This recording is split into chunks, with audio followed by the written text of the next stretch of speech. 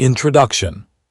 These prolegomena are destined for the use, not of pupils, but of future teachers, and even the latter should not expect that they will be serviceable for the systematic exposition of a ready-made science, but merely for the discovery of the science itself. There are scholarly men to whom the history of philosophy, both ancient and modern, is philosophy itself. For these the present prolegomena are not written. They must wait till those who endeavor to draw from the fountain of reason itself have completed their work. It will then be the historian's turn to inform the world of what has been done. Unfortunately, nothing can be said, which in their opinion has not been said before, and truly the same prophecy applies to all future time. For since the human reason has for many centuries speculated upon innumerable objects in various ways, it is hardly to be expected that we should not be able to discover analogies for every new idea among the old sayings of past ages. My object is to persuade all those who think metaphysics worth studying that it is absolutely necessary to pause a moment, and neglecting all that has been done, to propose first the preliminary question, whether such a thing as metaphysics be at all possible. If it be a science, how comes it that it cannot, like other sciences, obtain universal and permanent recognition? If not, how can it maintain its pretensions and keep the human mind in suspense with hopes, never ceasing, yet never fulfilled?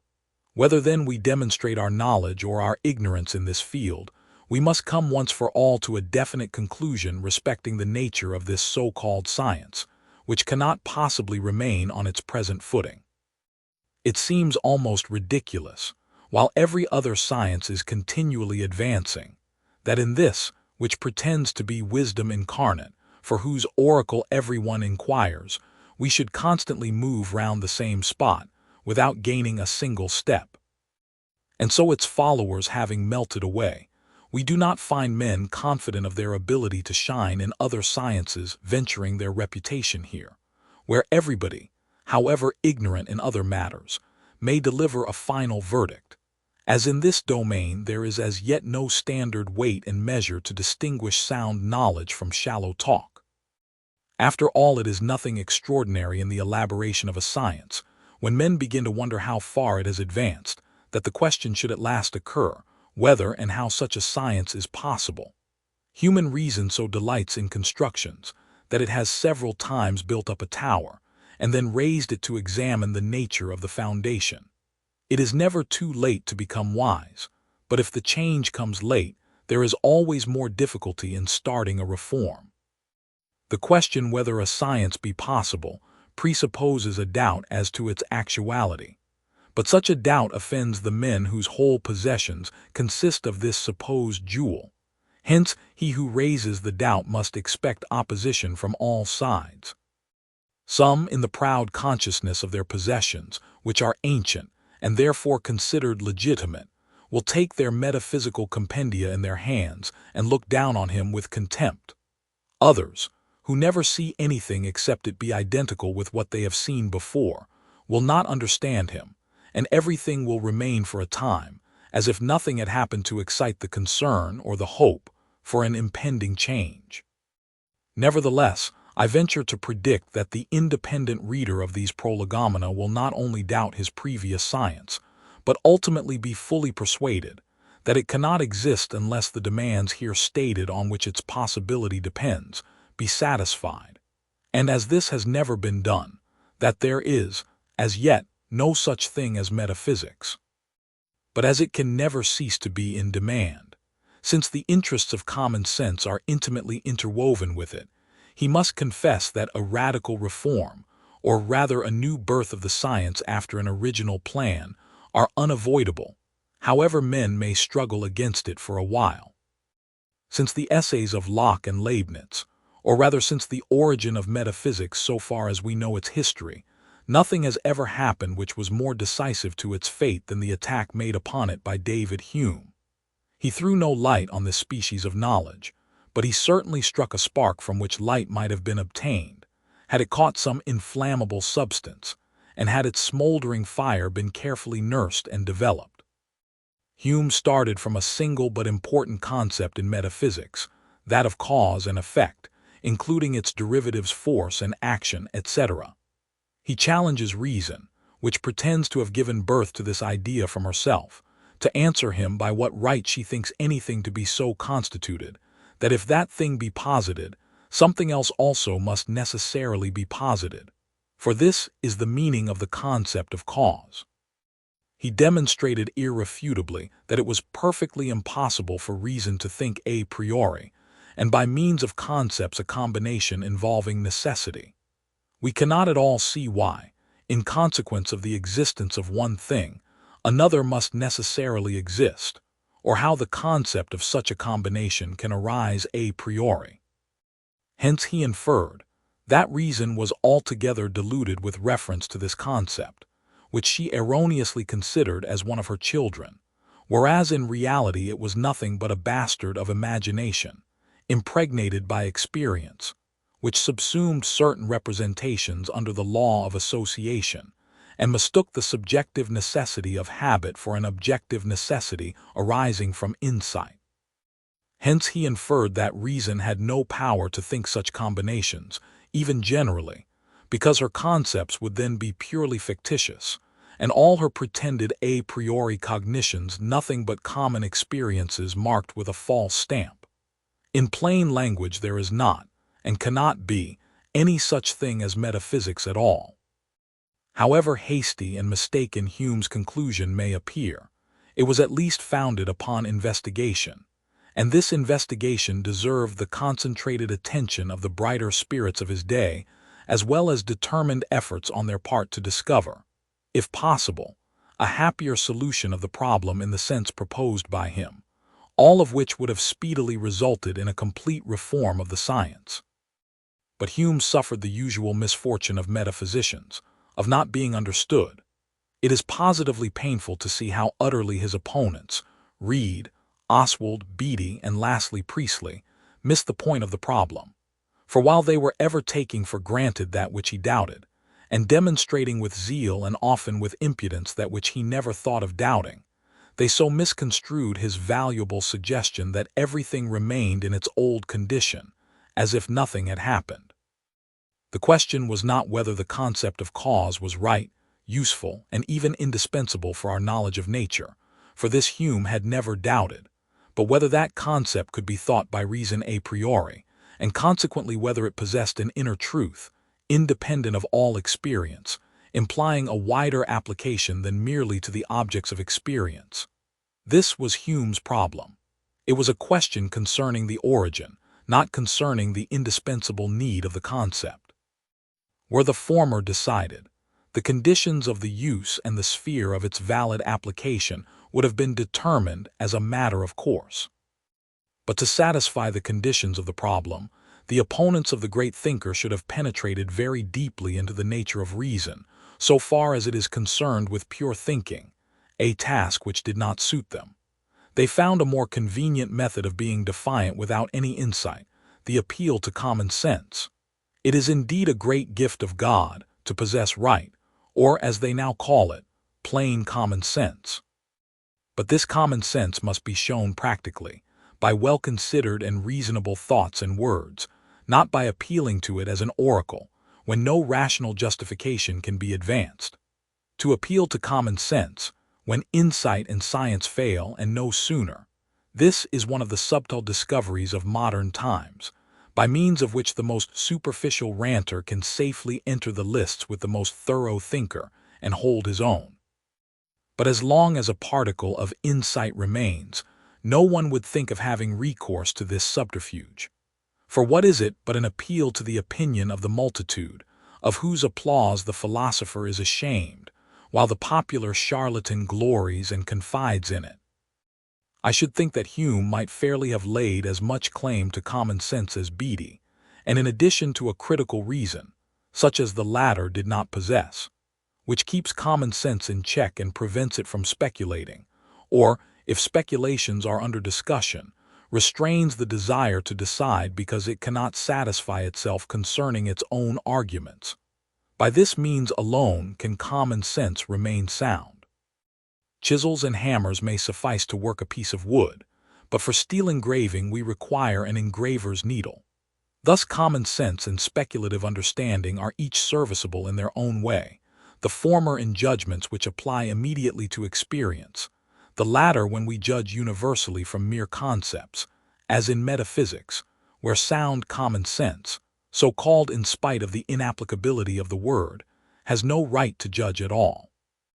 I openly confess, the suggestion of David Hume was the very thing which many years ago first interrupted my dogmatic slumber and gave my investigations in the field of speculative philosophy quite a new direction. I was far from following him in the conclusions at which he arrived by regarding, not the whole of his problem but a part, which by itself can give us no information. If we start from a well-founded but undeveloped thought, which another has bequeathed to us, we may well hope by continued reflection to advance farther than the acute man, to whom we owe the first spark of light.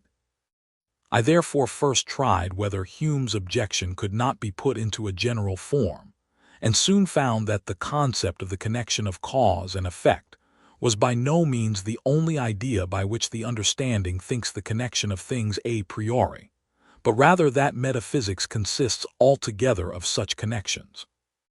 I sought to ascertain their number, and when I had satisfactorily succeeded in this by starting from a single principle, I proceeded to the deduction of these concepts, which I was now certain were not deduced from experience, as Hume had apprehended, but sprang from the pure understanding.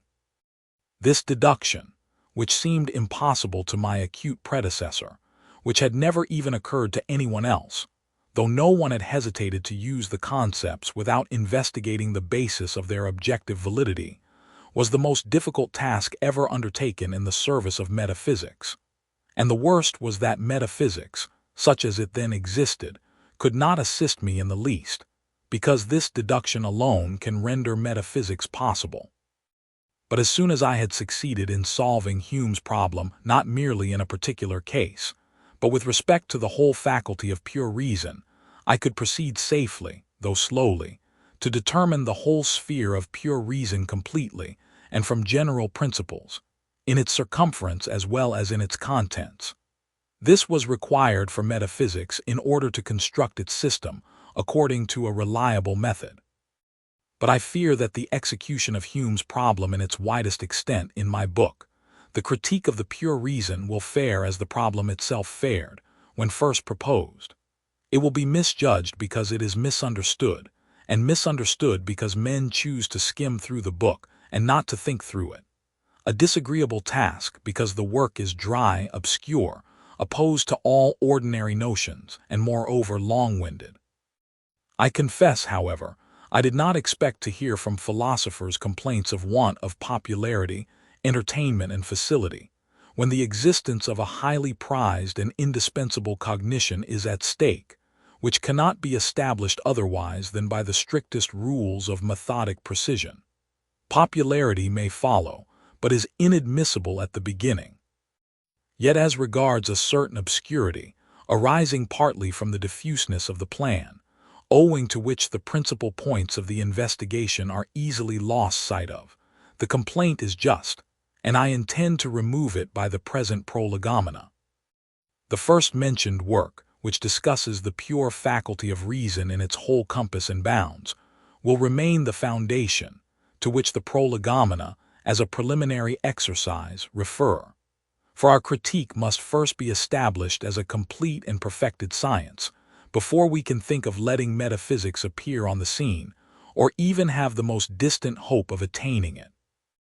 We have been long accustomed to seeing antiquated knowledge produced as new by taking it out of its former context, and reducing it to system in a new suit of any fancy pattern under new titles. Most readers will set out by expecting nothing else from the critique, but these Prolegomena may persuade him that it is a perfectly new science, of which no one has ever even thought, the very idea of which was unknown, and for which nothing hitherto accomplished can be of the smallest use, except it be the suggestion of Hume's doubts. Yet ever he did not suspect such a formal science, but ran his ship ashore for safety's sake, landing on skepticism, there to let it lie and rot. Whereas my object is rather to give it a pilot who, by means of safe astronomical principles drawn from a knowledge of the globe, and provided with a complete chart and compass, may steer the ship safely, whither he listeth. If in a new science, which is wholly isolated and unique in its kind, we started with the prejudice that we can judge of things by means of our previously acquired knowledge, which is precisely what has first to be called in question, we should only fancy we saw everywhere what we had already known, the expressions having a similar sound, only that all would appear utterly metamorphosed, senseless and unintelligible, because we should have as a foundation our own notions, made by long habit a second nature, instead of the author's. But the long-windedness of the work, so far as it depends on the subject, and not the exposition, its consequent unavoidable dryness and its scholastic precision are qualities which can only benefit the science, though they may discredit the book. Few writers are gifted with the subtlety, and at the same time with the grace, of David Hume, or with the depth as well as the elegance of Moses Mendelssohn. Yet I flatter myself I might have made my own exposition popular, had my object been merely to sketch out a plan and leave its completion to others, instead of having my heart in the welfare of the science, to which I had devoted myself so long. In truth, it required no little constancy, and even self-denial to postpone the sweets of an immediate success to the prospect of a slower, but more lasting, reputation. Making plans is often the occupation of an opulent and boastful mind, which thus obtains the reputation of a creative genius, by demanding what it cannot itself supply, by censuring what it cannot improve, and by proposing what it knows not where to find. And yet something more should belong to a sound plan of a general critique of pure reason than mere conjectures, if this plan is to be other than the usual declamations of pious aspirations. But pure reason is a sphere so separate and self-contained that we cannot touch a part without affecting all the rest. We can therefore do nothing without first determining the position of each part and its relation to the rest. For, as our judgment cannot be corrected by anything without, the validity and use of every part depends upon the relation in which it stands to all the rest within the domain of reason. So in the structure of an organized body, the end of each member can only be deduced from the full conception of the whole. It may, then, be said of such a critique that it is never trustworthy except it be perfectly complete, down to the smallest elements of pure reason. In the sphere of this faculty you can determine either everything or nothing. But although a mere sketch, preceding the critique of pure reason, would be unintelligible, unreliable, and useless, it is all the more useful as a sequel. For so we are able to grasp the whole, to examine in detail the chief points of importance in the science, and to improve in many respects our exposition, as compared with the first execution of the work. After the completion of the work, I offer here such a plan which is sketched out after an analytical method, while the work itself had to be executed in the synthetical style, in order that the science may present all its articulations, as the structure of a peculiar cognitive faculty, in their natural combination. But should any reader find this plan, which I publish as the Prolegomena to any future metaphysics, still obscure, let him consider that not everyone is bound to study metaphysics, that many minds will succeed very well in the exact and even in deep sciences, more closely allied to practical experience, while they cannot succeed in investigations dealing exclusively with abstract concepts. In such cases, men should apply their talents to other subjects. But he who undertakes to judge, or still more to construct, a system of metaphysics must satisfy the demands here made, either by adopting my solution or by thoroughly refuting it and substituting another. To evade it is impossible. In conclusion, let it be remembered that this much abused obscurity, frequently serving as a mere pretext under which people hide their own indolence or dullness, has its uses, since all who in other sciences observe a judicious silence, speak authoritatively in metaphysics, and make bold decisions, because their ignorance is not here contrasted with the knowledge of others. Yet it does contrast with sound critical principles, which we may therefore commend in the words of Virgil. Ignavum fucos, pecus a praecipibus arsent. Bees are defending their hives against drones, those indolent creatures. Prolegomena. Preamble on the peculiarities of all metaphysical cognition. 1. Of the sources of metaphysics. If it becomes desirable to formulate any cognition as science, it will be necessary first to determine accurately those peculiar features which no other science has in common with it, constituting its characteristics. Otherwise, the boundaries of all sciences become confused, and none of them can be treated thoroughly according to its nature. The characteristics of a science may consist of a simple difference of object, or of the sources of cognition, or of the kind of cognition, or perhaps of all three conjointly. On this, therefore, depends the idea of a possible science and its territory. First, as concerns the sources of metaphysical cognition, its very concept implies that they cannot be empirical. Its principles, including not only its maxims but its basic notions, must never be derived from experience. It must not be physical but metaphysical knowledge, that is, knowledge lying beyond experience. It can therefore have for its basis neither external experience, which is the source of physics proper, nor internal, which is the basis of empirical psychology. It is therefore a priori knowledge, coming from pure understanding and pure reason. But so far metaphysics would not be distinguishable from pure mathematics. It must therefore be called pure philosophical cognition, and for the meaning of this term I refer to the Critique of the Pure Reason, Section 2, Method of Transcendentalism, Chapter 1, Section 1, where the distinction between these two employments of the reason is sufficiently explained. So far concerning the sources of metaphysical cognition. 2. Concerning the kind of cognition, which can alone be called metaphysical. A. Of the distinction between analytical and synthetical judgments in general. The peculiarity of its sources demands that metaphysical cognition must consist of nothing but a priori judgments. But whatever be their origin or their logical form, there is a distinction in judgments as to their content according to which they are either merely explicative, adding nothing to the content of the cognition, or expansive, increasing the given cognition. The former may be called analytical, the latter synthetical, judgments. Analytical judgments express nothing in the predicate but what has been already actually thought in the concept of the subject, though not so distinctly or with the same full consciousness.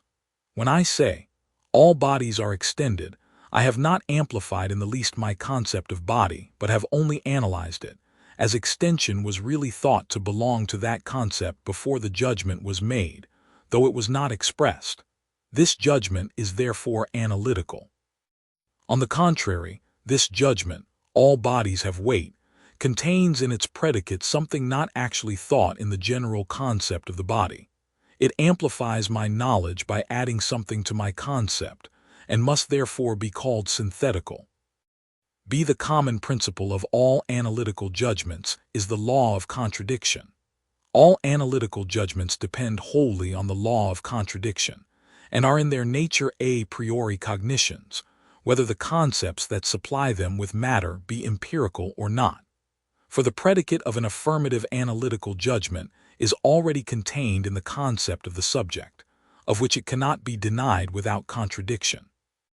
In the same way, its opposite is necessarily denied of the subject in an analytical but negative judgment by the same law of contradiction. Such is the nature of the judgments. All bodies are extended, and no bodies are unextended, i.e., simple. For this very reason all analytical judgments are a priori even when the concepts are empirical, as for example, gold is a yellow metal. For to know this I require no experience beyond my concept of gold as a yellow metal. It is, in fact, the very concept, and I need only analyze it without looking beyond it elsewhere. See, synthetical judgments require a different principle from the law of contradiction. There are synthetical a posteriori judgments of empirical origin, but there are also others which are proved to be certain a priori, and which spring from pure understanding and reason. Yet they both agree in this, that they cannot possibly spring from the principle of analysis, namely the law of contradiction, alone. They require a quite different principle, though from whatever they may be deduced, they must be subject to the law of contradiction, which must never be violated, even though everything cannot be deduced from it. I shall first classify synthetical judgments. 1. Empirical judgments are always synthetical, for it would be absurd to base an analytical judgment on experience, as our concept suffices for the purpose without requiring any testimony from experience. That body is extended is a judgment established a priori, and not an empirical judgment. For before appealing to experience, we already have all the conditions of the judgment in the concept, from which we have but to elicit the predicate according to the law of contradiction, and thereby to become conscious of the necessity of the judgment, which experience could not even teach us. 2. Mathematical judgments are all synthetical. This fact seems hitherto to have altogether escaped the observation of those who have analyzed human reason. It even seems directly opposed to all their conjectures, though incontestably certain, and most important in its consequences.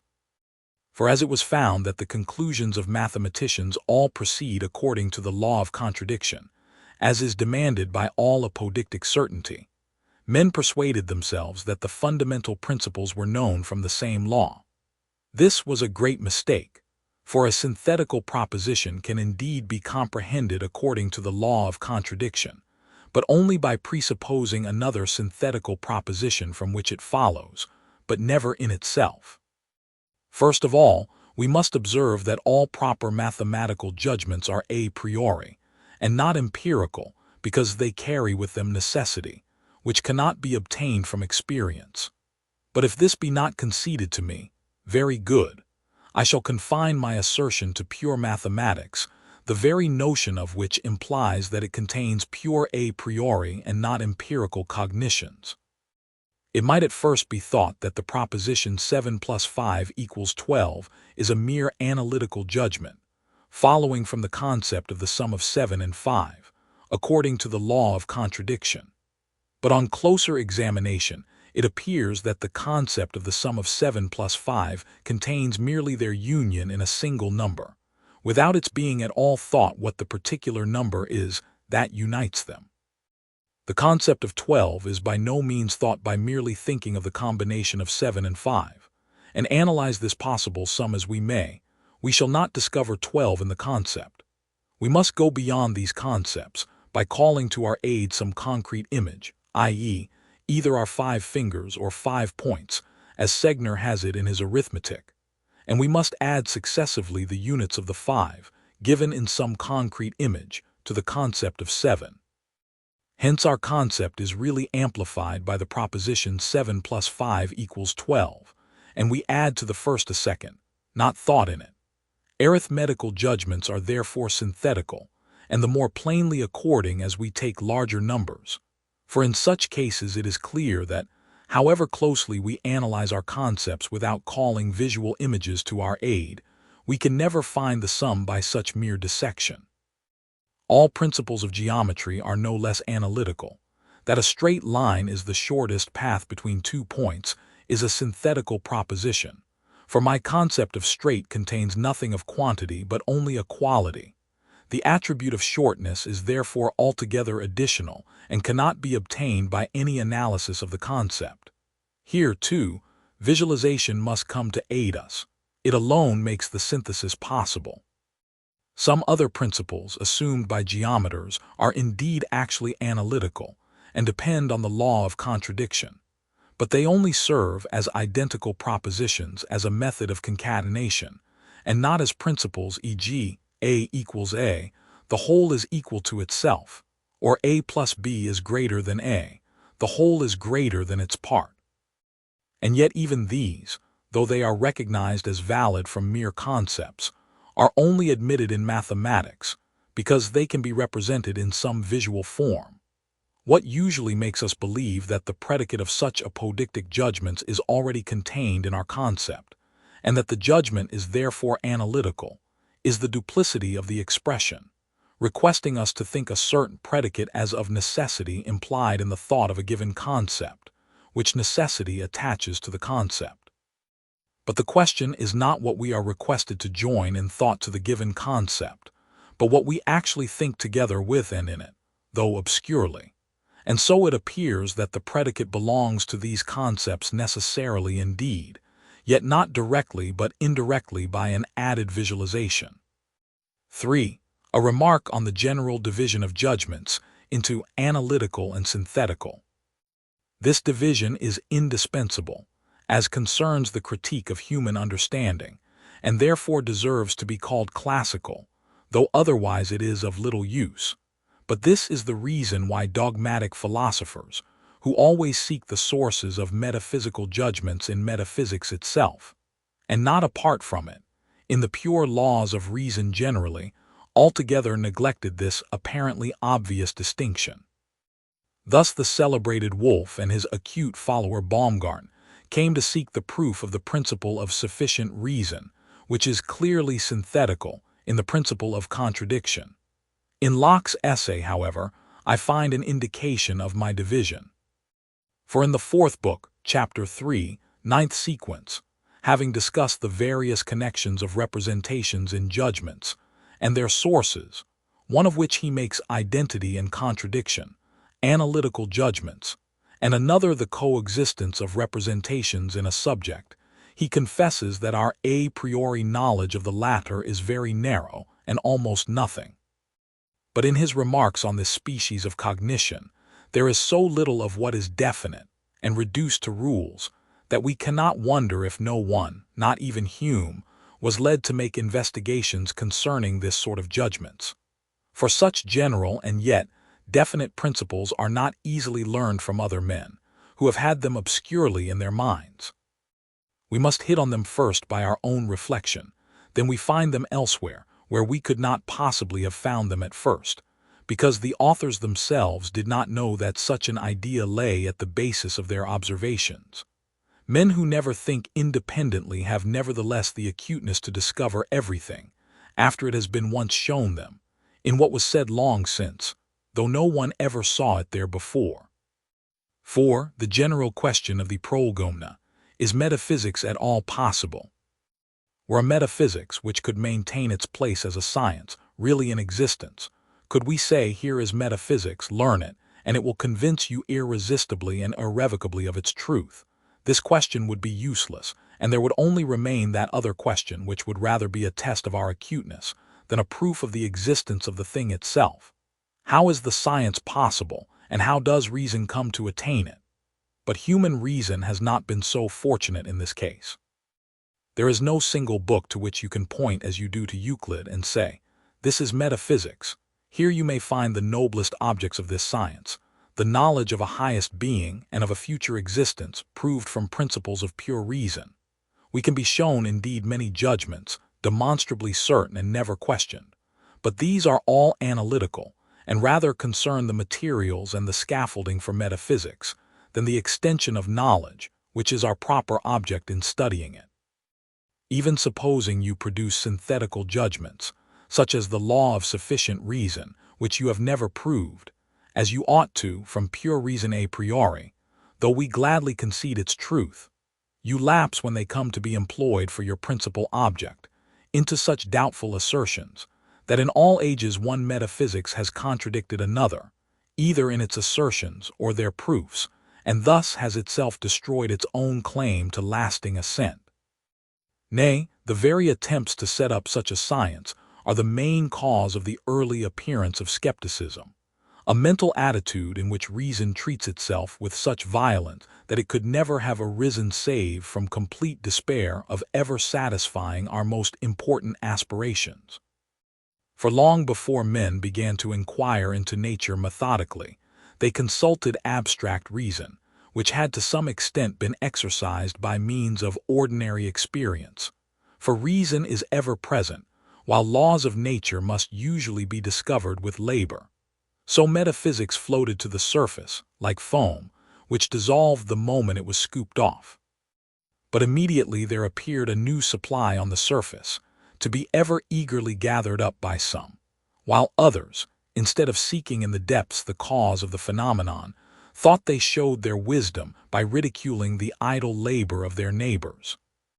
The essential and distinguishing feature of pure mathematical cognition among all other a priori cognitions is that it cannot at all proceed from concepts, but only by means of the construction of concepts. See Critique of Pure Reason, Section 2, Method of Transcendentalism, Chapter 1, Section 1. As therefore in its judgments it must proceed beyond the concept to that which its corresponding visualization contains, these judgments neither can, nor ought to, arise analytically, by dissecting the concept, but are all synthetical. I cannot refrain from pointing out the disadvantage resulting to philosophy from the neglect of this easy and apparently insignificant observation. Hume being prompted, a task worthy of a philosopher, to cast his eye over the whole field of a priori cognitions in which human understanding claims such mighty possessions, heedlessly severed from it a whole, and indeed its most valuable, province, namely, pure mathematics, for he thought its nature, or, so to speak, the state constitution of this empire, depended on totally different principles, namely, on the law of contradiction alone. And although he did not divide judgments in this manner formally and universally as I have done here, what he said was equivalent to this: that mathematics contains only analytical but metaphysics synthetical, a priori judgments. In this, however, he was greatly mistaken, and the mistake had a decidedly injurious effect upon his whole conception. But for this, he would have extended his question concerning the origin of our synthetical judgments far beyond the metaphysical concept of causality, and included in it the possibility of mathematics a priori also. For this latter he must have assumed to be equally synthetical. And then he could not have based his metaphysical judgments on mere experience without subjecting the axioms of mathematics equally to experience, a thing which he was far too acute to do. The good company into which metaphysics would thus have been brought would have saved it from the danger of a contemptuous ill-treatment, for the thrust intended for it must have reached mathematics, which was not and could not have been Hume's intention. Thus that acute man would have been led into considerations which must needs be similar to those that now occupy us, but which would have gained inestimably by his inimitably elegant style. Metaphysical judgments, properly so called, are all synthetical. We must distinguish judgments pertaining to metaphysics from metaphysical judgments properly so called. Many of the former are analytical, but they only afford the means for metaphysical judgments, which are the whole end of the science, and which are always synthetical. For if there be concepts pertaining to metaphysics, as, for example, that of substance, the judgments springing from simple analysis of them also pertain to metaphysics, as, for example, substance is that which only exists as subject, and by means of several such analytical judgments we seek to approach the definition of the concept.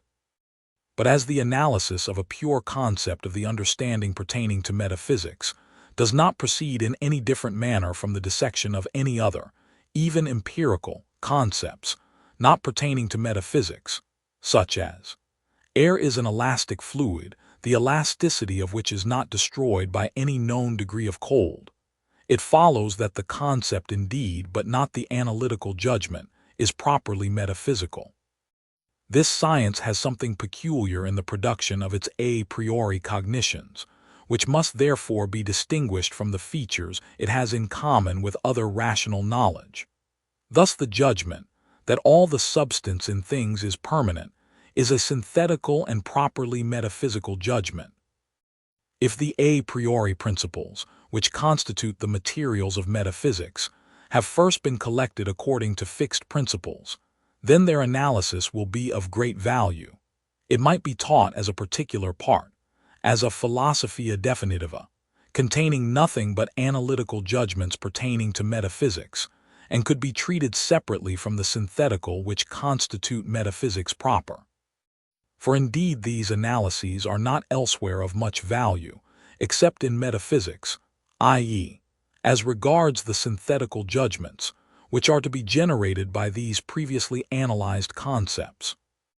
The conclusion drawn in this section, then, is that metaphysics is properly concerned with synthetical propositions a priori, and these alone constitute its end, for which it indeed requires various dissections of its concepts, namely, of its analytical judgments, but wherein the procedure is not different from that in every other kind of knowledge, in which we merely seek to render our concepts distinct by analysis.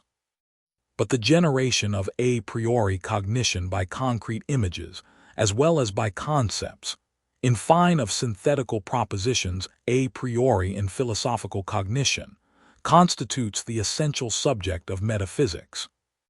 Weary therefore as well of dogmatism, which teaches us nothing, as of skepticism, which does not even promise us anything, not even the quiet state of a contented ignorance, disquieted by the importance of knowledge so much needed, and lastly, rendered suspicious by long experience of all knowledge which we believe we possess, or which offers itself, under the title of pure reason.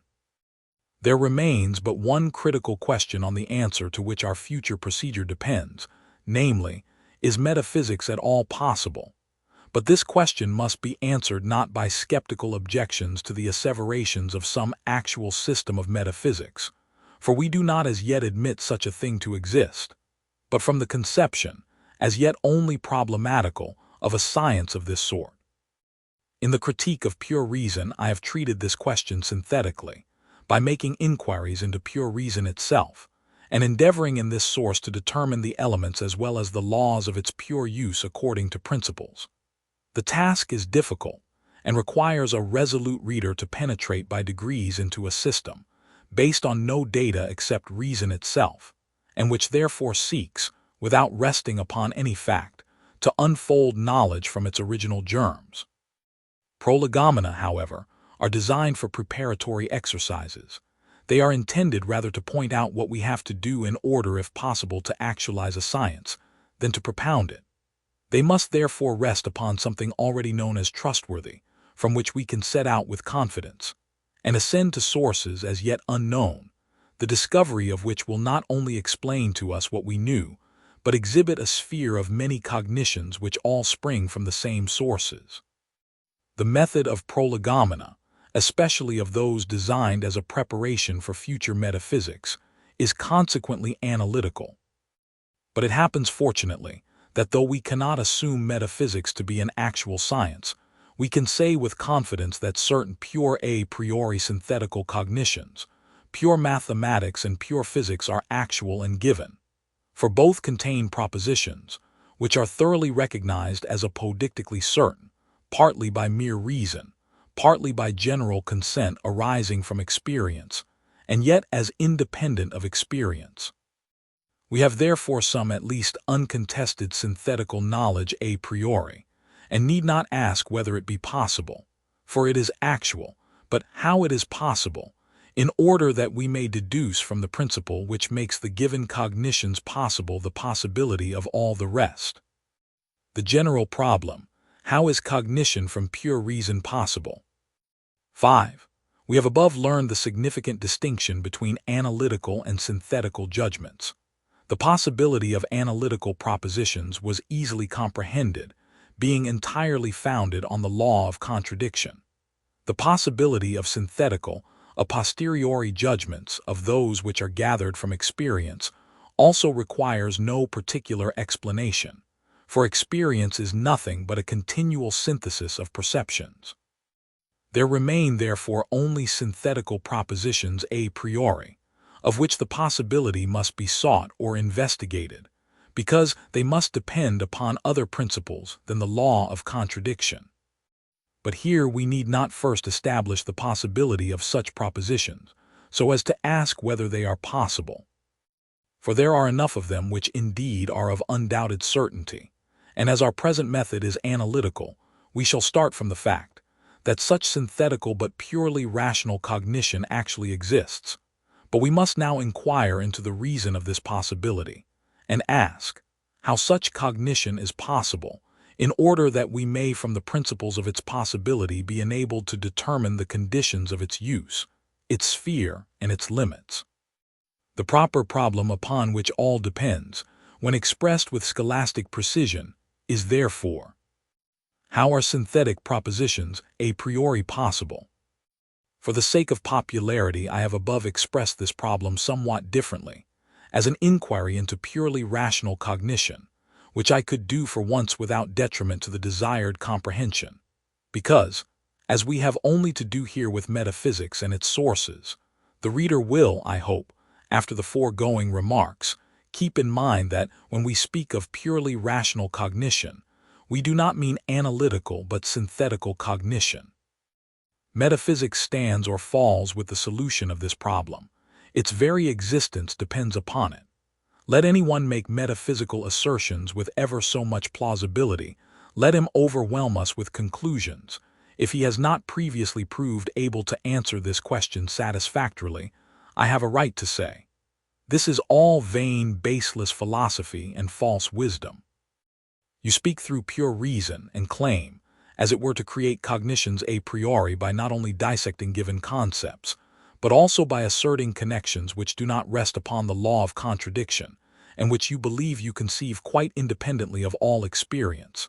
How do you arrive at this, and how will you justify your pretensions? An appeal to the consent of the common sense of mankind cannot be allowed, for that is a witness whose authority depends merely upon rumor, says Horace. Quodcunc ostendis mihi sic, incredulus odi. To all that which thou provest me thus, I refuse to give credence. The answer to this question, though indispensable, is difficult, and though the principal reason that it was not made long ago is that the possibility of the question never occurred to anybody, there is yet another reason, which is this, that a satisfactory answer to this one question requires a much more persistent, profound, and painstaking reflection than the most diffuse work on metaphysics, which on its first appearance promised immortality to its author.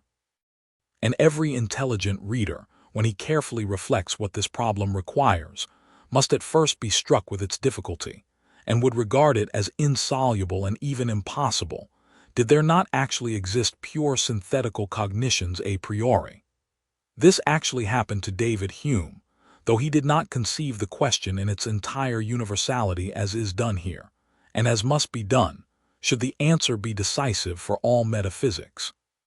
For how is it possible, says that acute man, that when a concept is given me, I can go beyond it and connect with it another, which is not contained in such a manner as if the latter necessarily belonged to the former? Nothing but experience can furnish us with such connections. Thus he concluded from the difficulty which he took to be an impossibility, and all that vaunted necessity, or, what is the same thing, all cognition assumed to be a priori, is nothing but a long habit of accepting something as true, and hence of mistaking subjective necessity for objective. Should my reader complain of the difficulty and the trouble which I occasion him in the solution of this problem, he is at liberty to solve it himself in an easier way.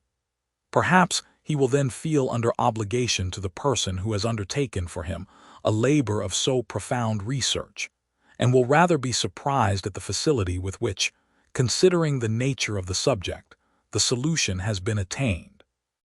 Yet it has cost years of work to solve the problem in its whole universality, using the term in the mathematical sense, namely, for that which is sufficient for all cases, and finally to exhibit it in the analytical form, as the reader finds it here. All metaphysicians are therefore solemnly and legally suspended from their occupations till they shall have answered in a satisfactory manner the question, how are synthetic cognitions a priori possible? For the answer contains which they must show when they have anything to offer in the name of pure reason. But if they do not possess these credentials, they can expect nothing else of reasonable people, who have been deceived so often, than to be dismissed without further ado. If they, on the other hand, desire to carry on their business, not as a science, but as an art of wholesome oratory suited to the common sense of man, they cannot in justice be prevented. They will then speak the modest language of a rational belief. They will grant that they are not allowed even to conjecture, far less to know, anything which lies beyond the bounds of all possible experience, but only to assume, not for speculative use, which they must abandon, but for practical purposes only, the existence of something that is possible and even indispensable for the guidance of the understanding and of the will in life.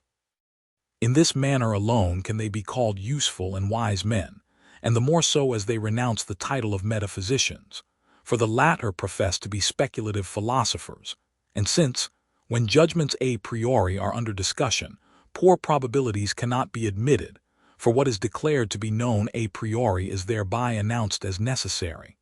Such men cannot be permitted to play with conjectures, but their assertions must be either science or are worth nothing at all.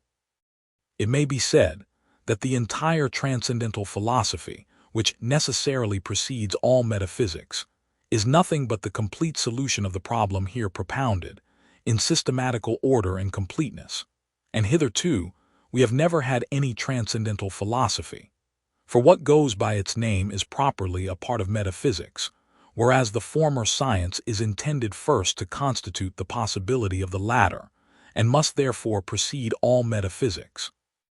And it is not surprising that when a whole science, deprived of all help from other sciences, and consequently in itself quite new, is required to answer a single question satisfactorily, we should find the answer troublesome and difficult, nay, even shrouded in obscurity.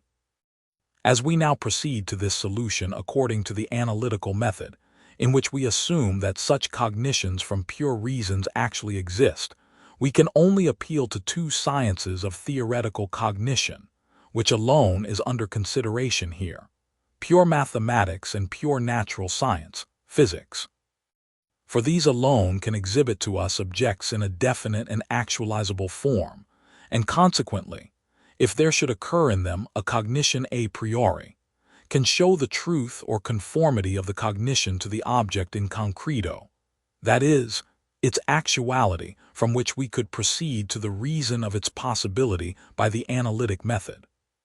This facilitates our work greatly, for here universal considerations are not only applied to facts, but even start from them, while in a synthetic procedure they must strictly be derived in abstracto from concepts.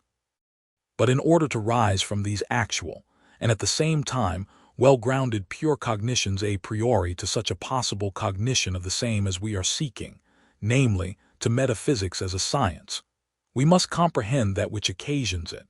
I mean the mere natural, though in spite of its truth not unsuspected, cognition a priori which lies at the bottom of that science, the elaboration of which without any critical investigation of its possibility is commonly called metaphysics.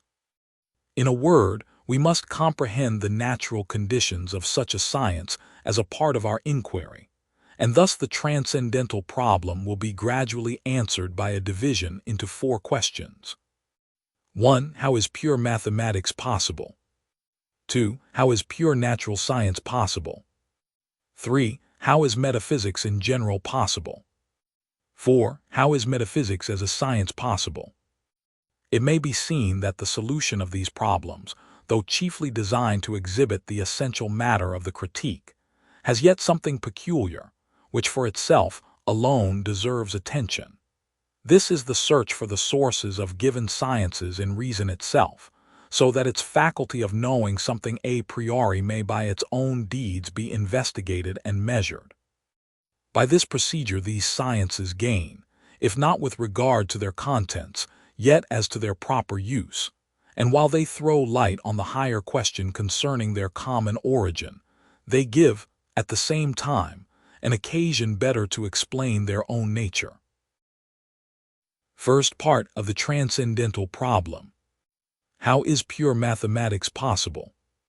Here is a great and well-established branch of knowledge, encompassing even now a remarkably large domain and promising an unlimited extension in the future. Yet it carries with it complete and undeniable certainty, that is, absolute necessity, which therefore rests on no empirical grounds. Consequently, it is a pure product of reason and moreover thoroughly synthetic. Here the question arises: how then is it possible for human reason to produce knowledge of this kind entirely a priori? Does not this faculty, which produces mathematics and is not based on experience, presuppose some ground of knowledge a priori, hidden deeply within us, but which might reveal itself by its effects if we carefully trace its beginnings? All mathematical knowledge has this peculiar feature. It must first exhibit its concept in a visual or imaginative form, and indeed a priori, therefore in a form that is not empirical but pure. Without this, mathematics cannot take a single step. Hence its judgments are always visual or intuitive, whereas philosophy must be satisfied with discursive judgments from mere concepts. Philosophy may illustrate its doctrines through a figure or example, but it can never derive them from it. This observation on the nature of mathematics gives us a clue to the first and highest condition of its possibility, that some non-sensory visualization, called pure intuition, must form its basis, in which all its concepts can be exhibited or constructed in concrete form, and yet a priori. If we can discover this pure intuition and understand its possibility, we may easily explain how synthetic propositions a priori are possible in pure mathematics, and consequently how this science itself is possible. Empirical intuition, that is, sense perception, enables us to enlarge the concept we form of an object by new attributes, which perception itself presents synthetically in experience. Pure intuition does the same, only with this difference, that in the latter case the synthetic judgment is a priori certain and absolutely necessary, while in the former it is only a posteriori and empirically certain. Here intuition, being intuition a priori, precedes all experience, before any perception of particular objects, and is inseparably joined with its concept. But with this step, our perplexity seems rather to increase than to lessen, for the question now is, how is it possible to intuit anything a priori? An intuition is such a representation as immediately depends on the presence of the object. Hence it seems impossible to intuit from the outset a priori, because intuition in that case would occur without either a previous or a present object to refer to, and by consequence could not be intuition. Concepts indeed are such that we can easily form some of them a priori, namely, those that contain nothing but the thought of an object in general, and we need not find ourselves in immediate relation to the object. Take, for instance, the concepts of quantity or cause, but even these require, in order to make them understood, some concrete use, that is, an application to sense experience by which an object of them is given to us.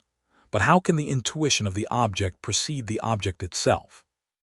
If our intuition were of such a nature as to represent things as they are in themselves, there could be no intuition a priori. Intuition would always be empirical, for I can only know what is contained in the object when it is present and given to me.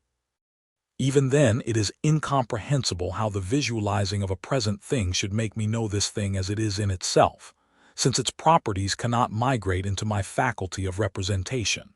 But even granting this possibility, such visualization would not take place a priori, that is, before the object were presented to me, for without that presentation, no relation between my representation and the object can be imagined, unless it depended on some direct inspiration. Therefore, only in one way can my intuition anticipate the actuality of the object and be a cognition a priori. If my intuition contains nothing but the form of sensibility, preceding in my subjectivity all the actual impressions through which I am affected by objects. That objects of sense can only be intuited according to this form of sensibility, I can know a priori. Hence it follows that propositions concerning this form of sensuous intuition are valid for objects of the senses, and conversely, that intuitions possible a priori can never concern anything other than objects of our senses.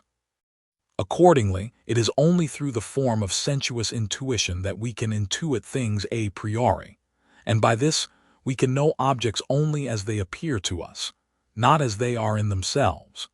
This assumption is absolutely necessary if synthetic propositions a priori are to be possible, or if, in case they actually occur, their possibility is to be understood beforehand. Now, the intuitions which pure mathematics places at the foundation of all its knowledge and judgments, which appear at once certain and necessary, are space and time. For mathematics must first have all its concepts in intuition, and pure mathematics in pure intuition. That is, it must construct them. If it proceeded otherwise, it would be impossible to advance, for mathematics proceeds not analytically by dissecting concepts, but synthetically. And if pure intuition is lacking, there is nothing in which the matter for synthetic judgments a priori can be given. Geometry is based upon the pure intuition of space. Arithmetic forms its concept of number by the successive addition of units in time, and pure mechanics especially cannot attain its concepts of motion without employing the representation of time. Both representations, however, are only intuitions, for if we omit from the empirical intuitions of bodies and their changes everything empirical or sensory, space and time still remain. They are therefore pure intuitions that lie a priori at the basis of experience. Hence, they can never be omitted. At the same time, being pure intuitions a priori, they prove themselves to be mere forms of our sensibility, which must precede all empirical perception, and by means of which objects can be known a priori, but only as they appear to us. The problem of the present section is therefore solved. Pure mathematics, as synthetic knowledge a priori, is only possible by referring to no other objects than those of the senses. At the basis of their empirical intuition lies a pure intuition of space and of time, which is a priori. This is possible because the latter intuition is nothing but the form of sensibility, which precedes the actual appearance of objects, in that it makes them possible. Yet this faculty of intuiting a priori affects not the material aspect of the phenomenon, but its form, namely, space and time. Should anyone doubt that these are determinations belonging not to things in themselves, but to their relation to our sensibility, I would ask how it can be possible to know the constitution of things a priori, before we have any acquaintance with them, and before they are presented to us. Such, however, is the case with space and time, but this is quite comprehensible once both are regarded as nothing more than formal conditions of our sensibility, while the objects count merely as appearances. Then the form of the phenomenon, that is, pure intuition, can rightly be represented as proceeding from ourselves, that is, a priori. To add something by way of illustration and confirmation, we need only watch the ordinary procedure of geometers. All proofs of the complete congruence of two figures, where one can in every respect be substituted for the other, come down to this, that they may be made to coincide. This is evidently a synthetic proposition resting upon immediate intuition, and this intuition must be pure or given a priori. Otherwise, the proposition could have only empirical certainty, not absolute certainty. That space has 3 dimensions and cannot have more, rests on the proposition that not more than 3 lines can intersect at right angles in one point. But this cannot be shown from concepts, only from pure intuition, and indeed from intuition given a priori, because it is absolutely certain. That we can require a line to be drawn to infinity, or that a series of changes can be infinitely continued, presupposes a representation of space and time that can only belong to intuition, insofar as it is bounded by nothing. From concepts alone, it could never be inferred. Consequently, the basis of mathematics actually consists of pure intuitions, which make its synthetic and absolutely certain propositions possible. Hence, our transcendental deduction of the notions of space and time explains at the same time the possibility of pure mathematics. Without such a deduction, its truth may be granted, but its existence could not be understood, and we must assume that everything given to our senses, externally in space, internally in time, is intuited by us as it appears to us, not as it is in itself. Those who cannot yet free themselves from the notion that space and time are actual qualities inherent in things themselves may test their understanding on the following paradox. When they fail to solve it, they will suspect that the reduction of space and time to mere forms of our sensibility may be justified. If two things are quite equal in all respects, quantitatively and qualitatively, it must follow that one can always replace the other without any difference. This is true of plane figures in geometry. Yet some spherical figures exhibit a contrast in their external relations, such that one figure cannot be put in the place of the other. For instance, two spherical triangles on opposite hemispheres with a common base. They are equal in sides and angles, yet one cannot be substituted for the other. What can be more similar to my hand and ear than their images in a mirror? Yet I cannot put such a mirrored hand in the place of its real counterpart. If this is a right hand, that in the glass is a left one. There are no internal differences, yet the difference is real. The glove of one hand cannot fit the other. What is the solution? These objects are not representations of things as they are in themselves, but sensuous intuitions, appearances, the possibility of which rests on the relation of things unknown in themselves to our sensibility. Space is the form of external intuition, and the determination of every part of space is possible only by its relation to the whole.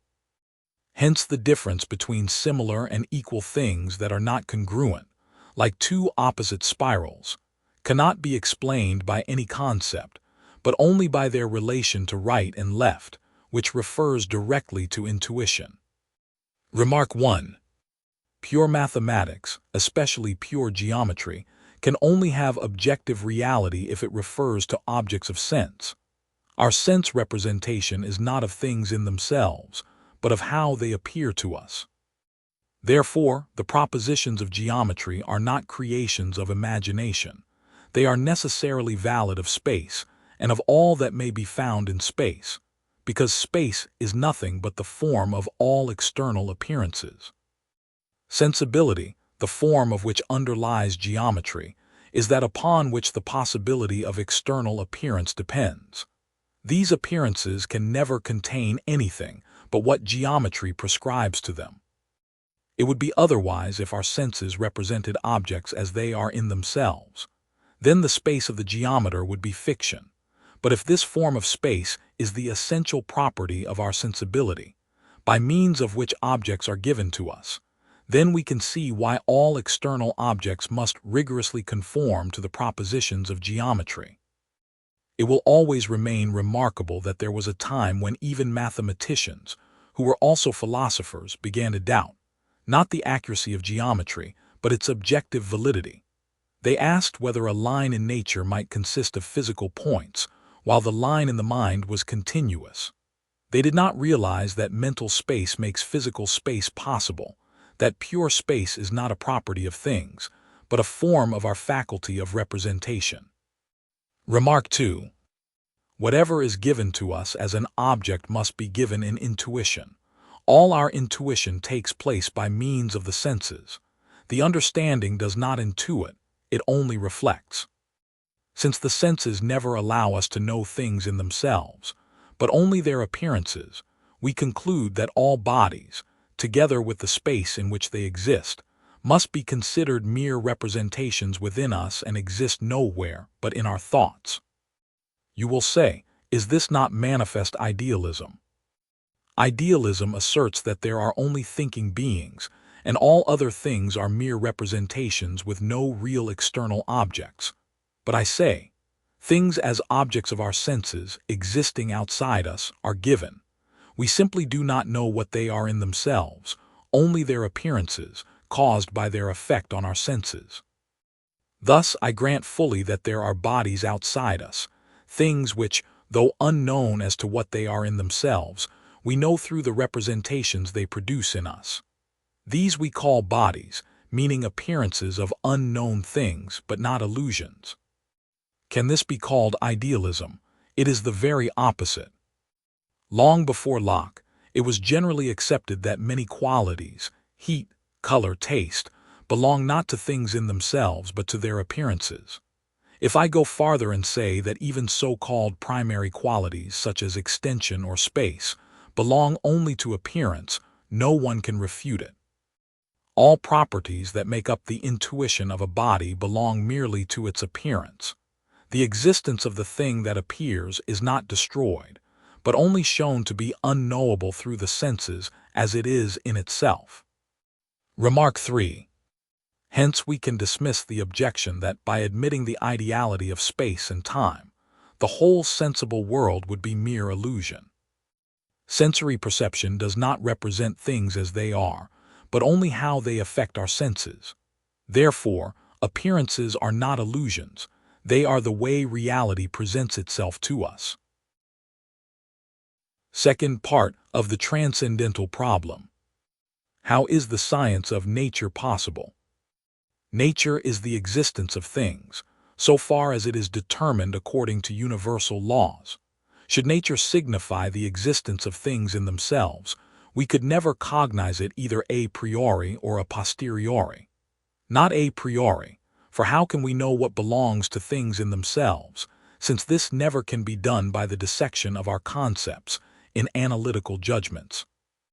We do not want to know what is contained in our concept of a thing, for the concept describes what belongs to its logical being, but what is in the actuality of the thing superadded to our concept, and by what the thing itself is determined in its existence outside the concept. Our understanding, and the conditions on which alone it can connect the determinations of things in their existence, do not prescribe any rule to things themselves. These do not conform to our understanding, but it must conform itself to them. They must therefore be first given us in order to gather these determinations from them, wherefore they would not be cognized a priori. A cognition of the nature of things in themselves a posteriori would be equally impossible, for if experience is to teach us laws to which the existence of things is subject, these laws, if they regard things in themselves, must belong to them of necessity even outside our experience. But experience teaches us what exists and how it exists, but never that it must necessarily exist so and not otherwise. Experience, therefore, can never teach us the nature of things in themselves. We nevertheless actually possess a pure science of nature in which are propounded, a priori, and with all the necessity requisite to apodictical propositions, laws to which nature is subject. I need only call to witness that propedeutic of natural science which, under the title of the universal science of nature, precedes all physics, which is founded upon empirical principles. In it we have mathematics applied to appearance and also merely discursive principles, or those derived from concepts, which constitute the philosophical part of the pure cognition of nature. But there are several things in it which are not quite pure and independent of empirical sources, such as the concept of motion, that of impenetrability, upon which the empirical concept of matter rests, that of inertia, and many others which prevent its being called a perfectly pure science of nature. Besides, it only refers to objects of the external sense, and therefore does not give an example of a universal science of nature in the strict sense, for such a science must reduce nature in general, whether it regards the object of the external or that of the internal sense, the object of physics as well as psychology, to universal laws. But among the principles of this universal physics there are a few which actually have the required universality. For instance, the propositions that substance is permanent, and that every event is determined by a cause according to constant laws, etc. These are actually universal laws of nature, which subsist completely a priori. There is then in fact a pure science of nature, and the question arises, how is it possible? The word nature assumes yet another meaning, which determines the object, whereas in the former sense it only denotes the conformity to law of the determinations of the existence of things generally. If we consider it materialiter, that is, in the matter that forms its objects. Nature is the complex of all the objects of experience. Hence the application of mathematics to nature, as regards the sensuous intuition by which nature is given to us, becomes possible and is thus determined. Above all, the reader must pay attention to the mode of proof of the principles which occur under the title of analogies of experience, for these do not refer to the genesis of intuitions, as do the principles of applied mathematics, but to the connection of their existence in experience. And this can be nothing but the determination of their existence in time according to necessary laws, under which alone the connection is objectively valid, and thus becomes experience.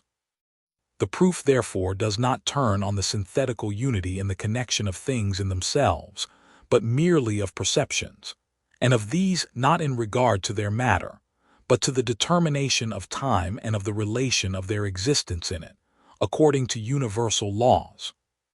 If the empirical determination in relative time is indeed objectively valid, that is, experience, these universal laws contain the necessary determination of existence in time generally, namely, according to a rule of the understanding a priori.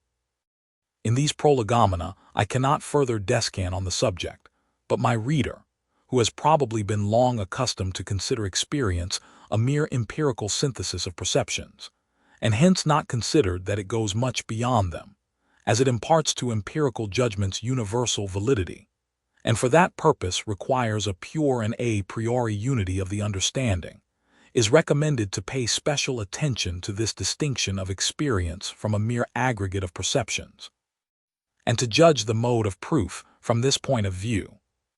Now we are prepared to remove Hume's doubt. He justly maintains that we cannot comprehend by reason the possibility of causality, that is, of the reference of the existence of one thing to the existence of another, which is necessitated by the former. I add that we comprehend just as little the concept of subsistence, that is, the necessity that at the foundation of the existence of things there lies a subject which cannot itself be a predicate of any other thing.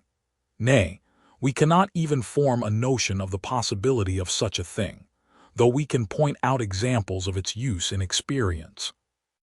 The very same incomprehensibility affects the community of things, as we cannot comprehend how from the state of one thing an inference to the state of quite another thing beyond it, and vice versa, can be drawn, and how substances which have each their own separate existence should depend upon one another necessarily.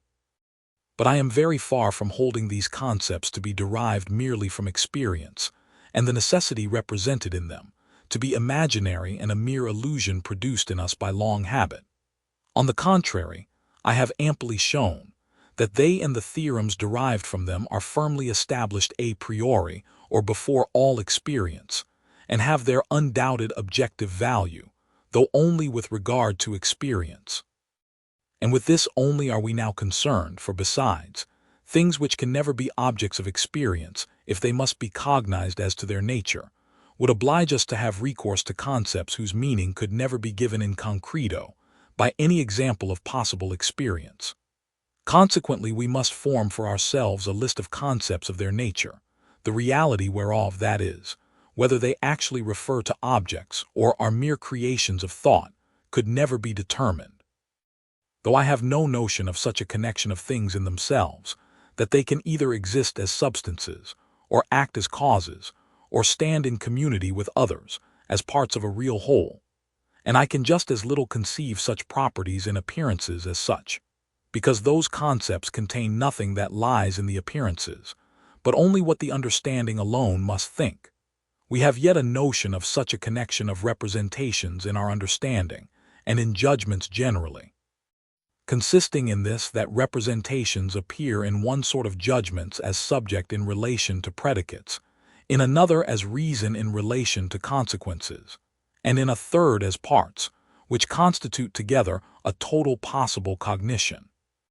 Besides, we cognize a priori that without considering the representation of an object as determined in some of these respects, we can have no valid cognition of the object, and if we should occupy ourselves about the object in itself, there is no possible attribute by which I could know that it is determined under any of these aspects, that is, under the concept either of substance or of cause, or in relation to other substances of community. For I have no notion of the possibility of such a connection of existence. But the question is not how things in themselves, but how the empirical cognition of things is determined, as regards the above aspects of judgments in general, that is, how things, as objects of experience, can and shall be subsumed under these concepts of the understanding. And then it is clear that I completely comprehend not only the possibility, but also the necessity of subsuming all phenomena under these concepts, that is, of using them for principles of the possibility of experience. When making an experiment with Hume's problematical concept, his crux metaphysicorum, the concept of cause, we have in the first place given a priori, by means of logic, the form of a conditional judgment in general, that is, we have one given cognition as antecedent and another as consequence. But it is possible that in perception we may meet with a rule of relation which runs thus, that a certain phenomenon is constantly followed by another, though not conversely, and this is a case for me to use the hypothetical judgment, and for instance to say, if the sun shines long enough upon a body, it grows warm. Here there is indeed as yet no necessity of connection or concept of cause. But I proceed and say that if this proposition, which is merely a subjective connection of perceptions, is to be a judgment of experience, it must be considered as necessary and universally valid. Such a proposition would be, the sun is by its light the cause of heat. The empirical rule is now considered as a law, and as valid not merely of appearances but valid of them for the purposes of a possible experience which requires universal and therefore necessarily valid rules. I therefore easily comprehend the concept of cause, as a concept necessarily belonging to the mere form of experience, and its possibility as a synthetical union of perceptions in consciousness generally. But I do not at all comprehend the possibility of a thing generally as a cause, because the concept of cause denotes a condition not at all belonging to things, but to experience. It is nothing in fact but an objectively valid cognition of appearances and of their succession, so far as the antecedent can be conjoined with the consequent according to the rule of hypothetical judgments. The cognition of what cannot be an object of experience would be hyperphysical, and with things hyperphysical we are here not concerned, but only with the cognition of nature, the actuality of which can be confirmed by experience, though the cognition of nature is possible a priori and precedes all experience. Hence, if the pure concepts of the understanding do not refer to objects of experience but to things in themselves, noumena, they have no signification whatever. They serve, as it were, only to decipher appearances, that we may be able to read them as experience. The principles which arise from their reference to the sensible world only serve our understanding for empirical use. Beyond this, they are arbitrary combinations, without objective reality, and we can neither cognize their possibility a priori, nor verify their reference to objects, let alone make it intelligible by any example, because examples can only be borrowed from some possible experience. Consequently, the objects of these concepts can be found nowhere but in a possible experience. This complete, though to its originator unexpected, solution of Hume's problem rescues for the pure concepts of the understanding their a priori origin, and for the universal laws of nature their validity, as laws of the understanding, yet in such a way as to limit their use to experience, because their possibility depends solely on the reference of the understanding to experience, but with a completely reversed mode of connection which never occurred to Hume. Not by deriving them from experience, but by deriving experience from them. This is therefore the result of all our foregoing inquiries. All synthetical principles a priori are nothing more than principles of possible experience, and can never be referred to things in themselves, but to appearances as objects of experience. And hence pure mathematics as well as a pure science of nature can never be referred to anything more than mere appearances, and can only represent either that which makes experience generally possible, or else that which, as it is derived from these principles, must always be capable of being represented in some possible experience. And thus we have at last something definite, upon which to depend in all metaphysical enterprises, which have hitherto, boldly enough but always at random, attempted everything without discrimination. That the aim of their exertions should be so near, struck neither the dogmatical thinkers nor those who, confident in their supposed sound common sense, started with concepts and principles of pure reason, which were legitimate and natural, but destined for mere empirical use, in quest of fields of knowledge, to which they neither knew nor could know any determinate bounds, because they had never reflected nor were able to reflect on the nature or even on the possibility of such a pure understanding. Many a naturalist of pure reason, by which I mean the man who believes he can decide in matters of metaphysics without any science, may pretend that he long ago by the prophetic spirit of his sound sense, not only suspected, but knew and comprehended what is here propounded with so much ado, or, if he likes, with prolix and pedantic pomp, that with all our reason we can never reach beyond the field of experience. But when he is questioned about his rational principles individually, he must grant that there are many of them which he has not taken from experience, and which are therefore independent of it and valid a priori. How then and on what grounds will he restrain both himself and the dogmatist, who makes use of these concepts and principles beyond all possible experience, because they are recognized to be independent of it? The formal aspect of nature in this narrower sense is therefore the conformity to law of all the objects of experience, and so far as it is cognized a priori, their necessary conformity. But it has just been shown that the laws of nature can never be cognized a priori in objects so far as they are considered not in reference to possible experience, but as things in themselves. And even he, this adept in sound sense, in spite of all his assumed and cheaply acquired wisdom, is not exempt from wandering inadvertently beyond objects of experience into the field of chimeras. He is often deeply enough involved in them, though in announcing everything as mere probability, rational conjecture, or analogy, he gives by his popular language a color to his groundless pretensions.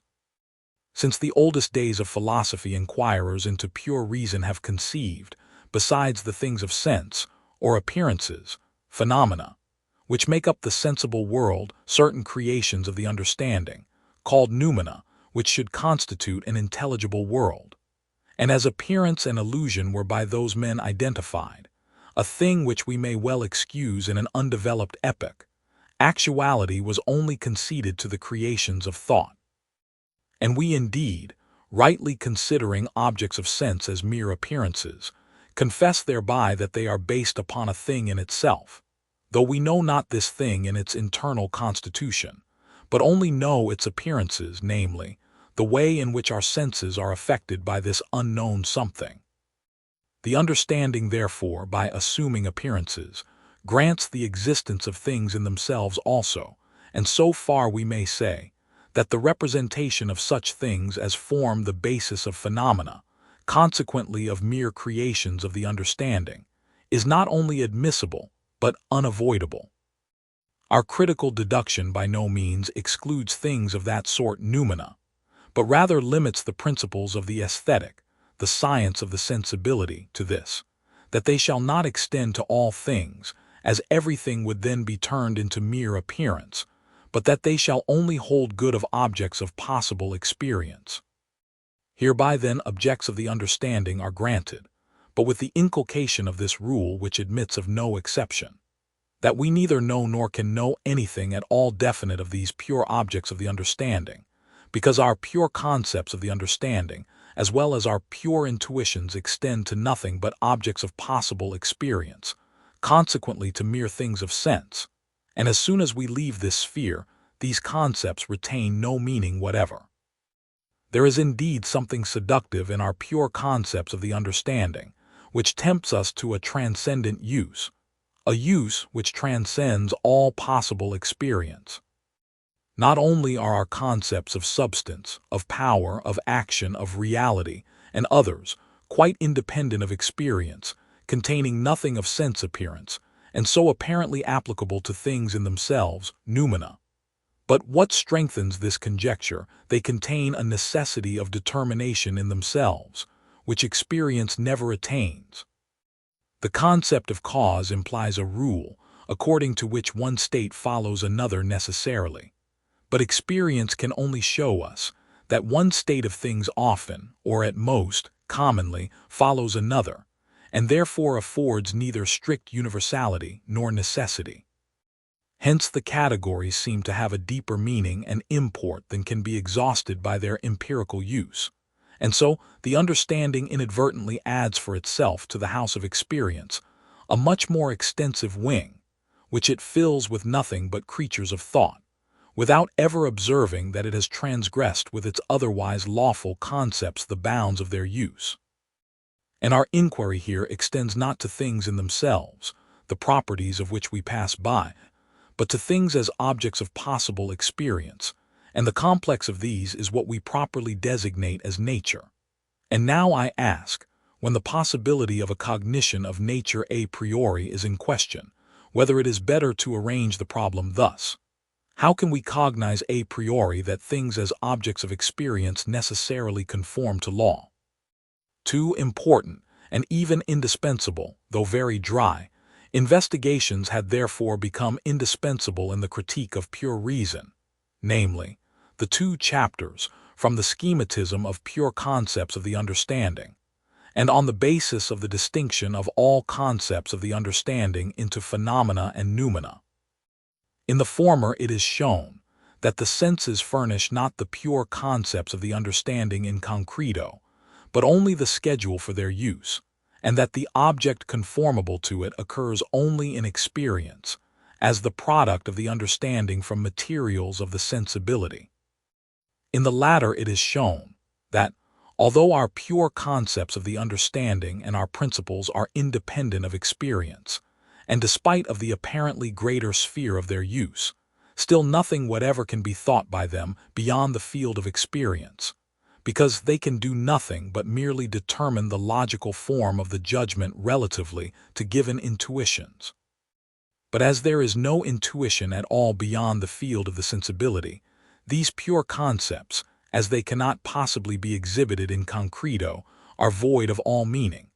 Consequently, all these noumena, together with their complex, the intelligible world, are nothing but representation of a problem, of which the object in itself is possible, but the solution, from the nature of our understanding, totally impossible.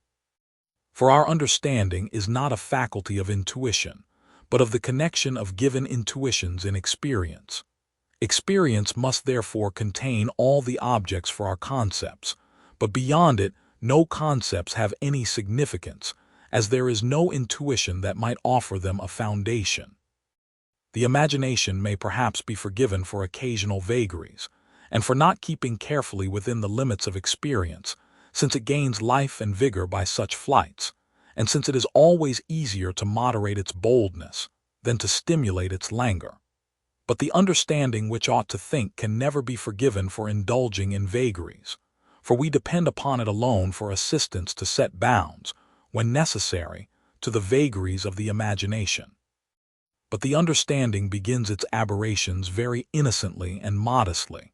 It first elucidates the elementary cognitions, which inhere in it prior to all experience, but yet must always have their application in experience. It gradually drops these limits, and what is there to prevent it, as it has quite freely derived its principles from itself? And then it proceeds first to newly imagined powers in nature, then to beings outside nature, in short to a world, for whose construction the materials cannot be wanting, because fertile fiction furnishes them abundantly, and though not confirmed, is never refuted by experience. This is the reason that young thinkers are so partial to metaphysics of the truly dogmatical kind, and often sacrifice to it their time and their talents, which might be otherwise better employed. But there is no use in trying to moderate these fruitless endeavors of pure reason by all manner of cautions as to the difficulties of solving questions so occult, by complaints of the limits of our reason, and by degrading our assertions into mere conjectures. For if their impossibility is not distinctly shown, and reason's cognition of its own essence does not become a true science, in which the field of its right use is distinguished, so to say, with mathematical certainty from that of its worthless and idle use, these fruitless efforts will never be abandoned for good. Or thus, how is it possible to cognize a priori the necessary conformity to law of experience itself, as regards all its objects generally? How is nature itself possible? This question, the highest point that transcendental philosophy can ever reach, and to which, as its boundary and completion, it must proceed, properly contains two questions. First, how is nature at all possible in the material sense, by intuition, considered as the totality of appearances? How are space, time, and that which fills both, the object of sensation in general, possible? The answer is, by means of the constitution of our sensibility, according to which it is specifically affected by objects, which are in themselves unknown to it and totally distinct from those phenomena. This answer is given in the Critique itself, in the Transcendental Aesthetic, and in these Prolegomena by the solution of the first general problem. Secondly, how is nature possible in the formal sense, as the totality of the rules under which all phenomena must come, in order to be thought as connected in experience? The answer must be this: it is only possible by means of the constitution of our understanding, according to which all the above representations of the sensibility are necessarily referred to a consciousness, and by which the peculiar way in which we think, namely, by rules, and hence experience also, are possible, but must be clearly distinguished from an insight into the objects in themselves. This answer is given in the Critique itself, in the Transcendental Logic, and in these Prolegomena, in the course of the solution of the second main problem. But how this peculiar property of our sensibility itself is possible, or that of our understanding and of the apperception which is necessarily its basis, and that of all thinking, cannot be further analyzed or answered, because it is of them that we are in need for all our answers and for all our thinking about objects. There are many laws of nature, which we can only know by means of experience, but conformity to law in the connection of appearances, that is, in nature in general, we cannot discover by any experience, because experience itself requires laws which are a priori at the basis of its possibility. The possibility of experience in general is therefore at the same time the universal law of nature, and the principles of the experience are the very laws of nature. For we do not know nature but as the totality of appearances, that is, of representations in us, and hence we can only derive the laws of its connection from the principles of their connection in us, that is, from the conditions of their necessary union in consciousness, which constitutes the possibility of experience. Closely considered, the solution of the problem represented in either way amounts, with regard to the pure cognition of nature which is the point of the question at issue, entirely to the same thing. For the subjective laws, under which alone an empirical cognition of things is possible, hold good of these things, as objects of possible experience, not as things in themselves, which are not considered here. Either of the following statements means quite the same. Even the main proposition expounded throughout this section, that universal laws of nature can be distinctly cognized a priori, leads naturally to the proposition that the highest legislation of nature must lie in ourselves, that is, in our understanding, and that we must not seek the universal laws of nature in nature by means of experience, but conversely must seek nature, as to its universal conformity to law, in the conditions of the possibility of experience, which lie in our sensibility and in our understanding. For how were it otherwise possible to know a priori these laws, as they are not rules of analytical cognition, but truly synthetical extensions of it? Such a necessary agreement of the principles of possible experience with the laws of the possibility of nature can only proceed from one of two reasons. Either these laws are drawn from nature by means of experience, or conversely nature is derived from the laws of the possibility of experience in general, and is quite the same as the mere universal conformity to law of the latter. The former is self-contradictory, for the universal laws of nature can and must be cognized a priori, that is, independent of all experience, and be the foundation of all empirical use of the understanding. The latter alternative therefore alone remains. But we must distinguish the empirical laws of nature, which always presuppose particular perceptions, from the pure or universal laws of nature, which, without being based on particular perceptions, contain merely the conditions of their necessary union in experience.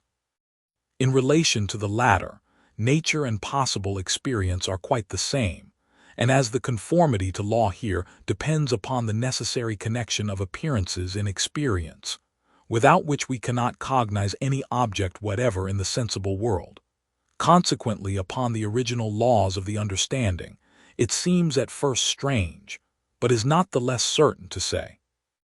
The understanding does not derive its laws a priori from, but prescribes them to nature. We shall illustrate this seemingly bold proposition by an example, which will show that laws, which we discover in objects of sensuous intuition, especially when these laws are cognized as necessary, are commonly held by us to be such as have been placed there by the understanding, in spite of their being similar in all points to the laws of nature, which we ascribe to experience. If we consider the properties of the circle, by which this figure combines so many arbitrary determinations of space in itself, at once in a universal rule, we cannot avoid attributing a constitution to this geometrical thing. Two right lines, for example, which intersect one another, and the circle, howsoever they may be drawn, are always divided so that the rectangle constructed with the segments of the one is equal to that constructed with the segments of the other. A judgment of observation can never rank as experience without the law that, whenever an event is observed, it is always referred to some antecedent, which it follows according to a universal rule. The question now is, does this law lie in the circle or in the understanding? That is, does this figure, independently of the understanding, contain in itself the ground of the law, or does the understanding, having constructed according to its concepts, according to the quality of the radii, the figure itself, introduce into it this law of the chords cutting one another in geometrical proportion? When we follow the proofs of this law, we soon perceive that it can only be derived from the condition on which the understanding founds the construction of this figure, and which is that of the equality of the radii. But if we enlarge this concept, to pursue further the unity of various properties of geometrical figures under common laws, and consider the circle as a conic section, which of course is subject to the same fundamental conditions of construction as other conic sections, we shall find that all the chords which intersect within the ellipse, parabola, and hyperbola always intersect, so that the rectangles of their segments are not indeed equal, but always bear a constant ratio to one another. If we proceed still farther to the fundamental laws of physical astronomy, we find a physical law of reciprocal attraction diffused over all material nature, the rule of which is that it decreases inversely as the square of the distance from each attracting point, that is, as the spherical surfaces increase over which this force spreads, which law seems to be necessarily inherent in the very nature of things, and hence is usually propounded as cognizable a priori. Simple as the sources of this law are, merely resting upon the relation of spherical surfaces of different radii, its consequences are so valuable with regard to the variety of their agreement and its regularity, that not only are all possible orbits of the celestial bodies conic sections, but such a relation of these orbits to each other results, that no other law of attraction than that of the inverse square of the distance can be imagined as fit for a cosmical system. Here, accordingly, is a nature that rests upon laws which the understanding cognizes a priori, and chiefly from the universal principles of the determination of space. Now I ask, do the laws of nature lie in space, and does the understanding learn them by merely endeavoring to find out the enormous wealth of meaning that lies in space? Or do they inhere in the understanding, and in the way in which it determines space, according to the conditions of the synthetical unity in which its concepts are all centered? Space is something so uniform, and as to all particular properties so indeterminate, that we should certainly not seek a store of laws of nature in it. Whereas that which determines space to assume the form of a circle or the figures of a cone and a sphere is the understanding, so far as it contains the ground of the unity of their constructions. The mere universal form of intuition, called space, must therefore be the substratum of all intuitions determinable to particular objects, and in it, of course, the condition of the possibility and of the variety of these intuitions lies. Everything of which experience teaches that it happens must have a cause. But the unity of the objects is entirely determined by the understanding, and on conditions which lie in its own nature, and thus the understanding is the origin of the universal order of nature, in that it comprehends all appearances under its own laws, and thereby first constructs a priori experience as to its form, by means of which whatever is to be cognized only by experience is necessarily subjected to its laws. For we are not now concerned with the nature of things in themselves, which is independent of the conditions both of our sensibility and our understanding, but with nature as an object of possible experience. And in this case the understanding, whilst it makes experience possible, thereby insists that the sensuous world is either not an object of experience at all, or must be nature, namely, an existence of things, determined according to universal laws. Appendix to the pure science of nature. Of the system of the categories. There can be nothing more desirable to a philosopher than to be able to derive the scattered multiplicity of the concepts or the principles, which had occurred to him in concrete use, from a principle a priori, and to unite everything in this way in one cognition. He formerly only believed that those things, which remained after a certain abstraction, and seemed by comparison among one another to constitute a particular kind of cognitions, were completely collected, but this was only an aggregate. Now he knows that just so many, neither more nor less, can constitute the mode of cognition, and perceives the necessity of his division, which constitutes comprehension, and now only he has attained a system.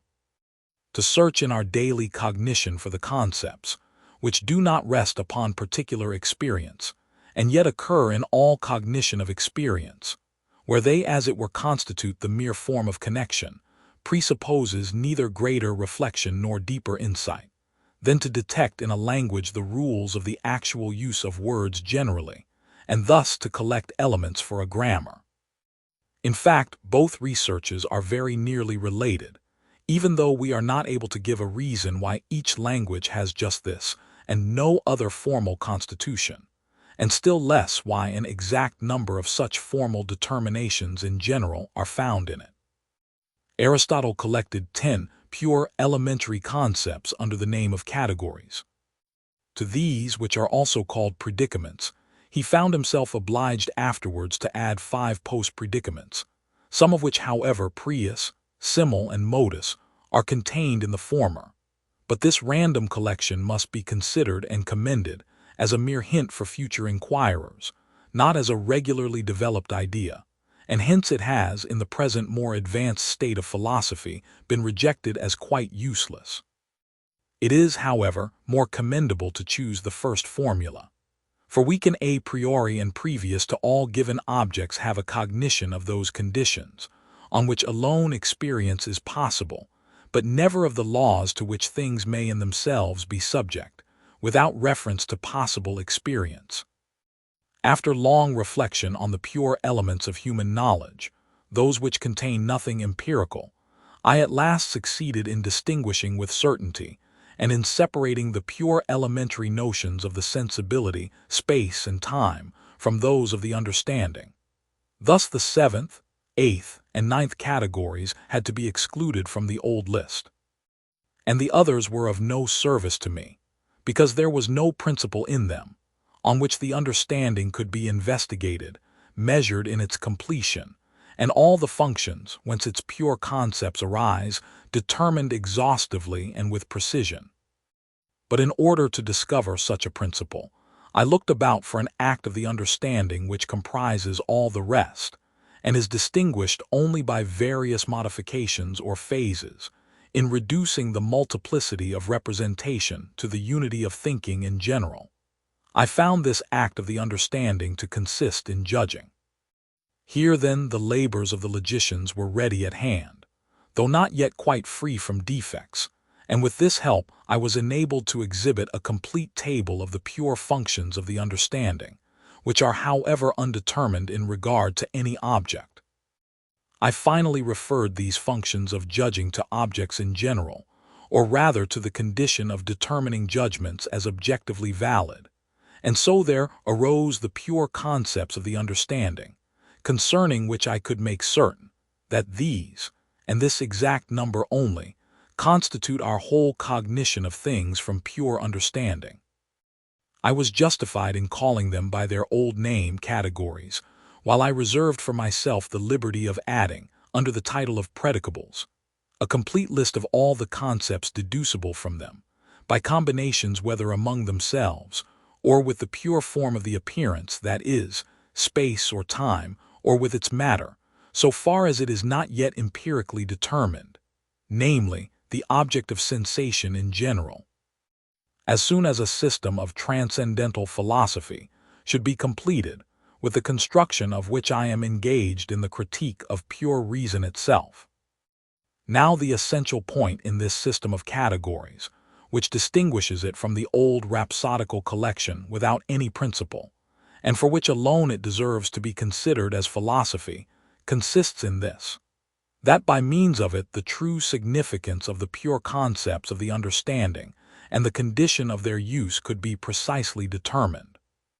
For here it became obvious that they are themselves nothing but logical functions, and as such do not produce the least concept of an object, but require some sensuous intuition as a basis. They therefore only serve to determine empirical judgments, which are otherwise undetermined and indifferent as regards all functions of judging, relatively to these functions, thereby procuring them universal validity, and by means of them making judgments of experience in general possible.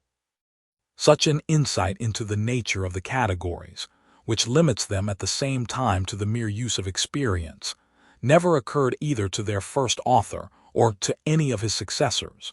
But without this insight, which immediately depends upon their derivation or deduction, they are quite useless and only a miserable list of names, without explanation or rule for their use.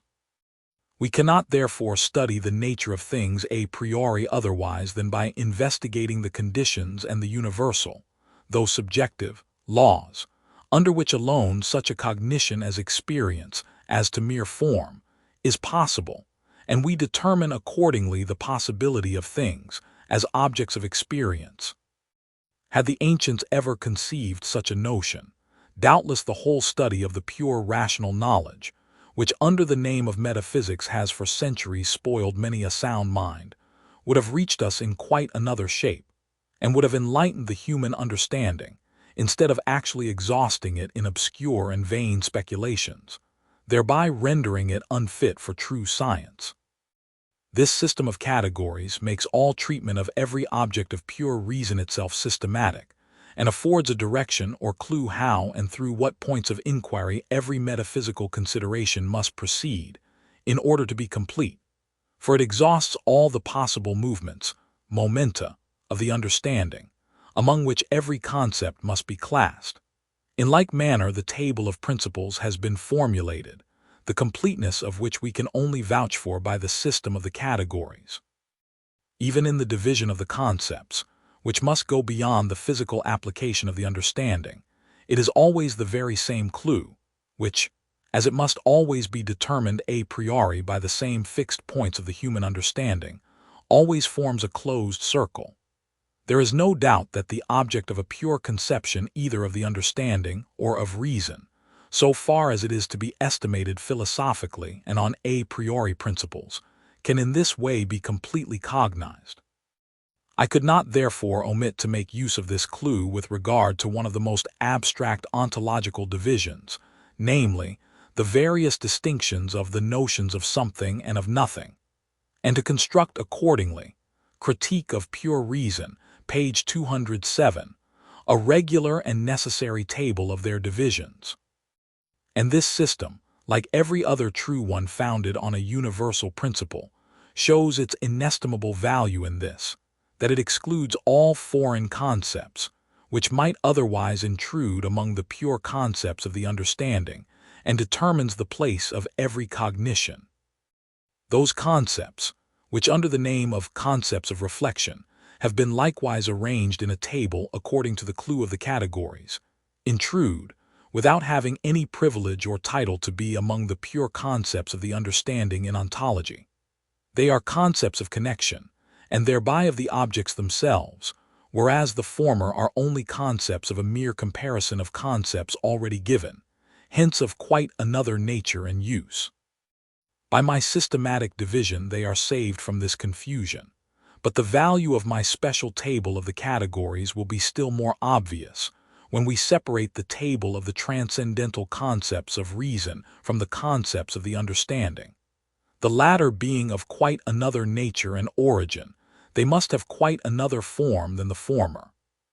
This so necessary separation has never yet been made in any system of metaphysics for, as a rule, these rational concepts all mixed up with the categories, like children of one family, which confusion was unavoidable in the absence of a definite system of categories. For if I should choose the second formula and seek the conditions a priori, on which nature as an object of experience is possible, I might easily fall into error and fancy that I was speaking of nature as a thing in itself, and then move round in endless circles, in a vain search for laws concerning things of which nothing is given me. Accordingly, we shall here be concerned with experience only, and the universal conditions of its possibility which are given a priori. Thence we shall determine nature as the whole object of all possible experience. I think it will be understood that I here do not mean the rules of the observation of a nature that is already given, for these already presuppose experience. I do not mean how, through experience, we can study the laws of nature, for these would not then be laws a priori, and would yield us no pure science of nature. But I mean to ask how the conditions a priori of the possibility of experience are at the same time the sources from which all the universal laws of nature must be derived. In the first place we must state that, while all judgments of experience are empirical, that is, have their ground in immediate sense perception, vice versa, all empirical judgments are not judgments of experience, but besides the empirical, and in general besides what is given to the sensuous intuition, particular concepts must yet be superadded, concepts which have their origin quite a priori in the pure understanding, and under which every perception must be first of all subsumed, and then by their means changed into experience. Empirical judgments, so far as they have objective validity, are judgments of experience, but those which are only subjectively valid, I name mere judgments of perception. The latter require no pure concept of the understanding, but only the logical connection of perception in a thinking subject. But the former always require, besides the representation of the sensuous intuition, particular concepts originally begotten in the understanding, which produce the objective validity of the judgment of experience. All our judgments are at first merely judgments of perception. They hold good only for us, that is, for our subject, and we do not till afterwards give them a new reference to an object, and desire that they shall always hold good for us and in the same way for everybody else. For when a judgment agrees with an object, all judgments concerning the same object must likewise agree among themselves, and thus the objective validity of the judgment of experience signifies nothing else than its necessary universality of application.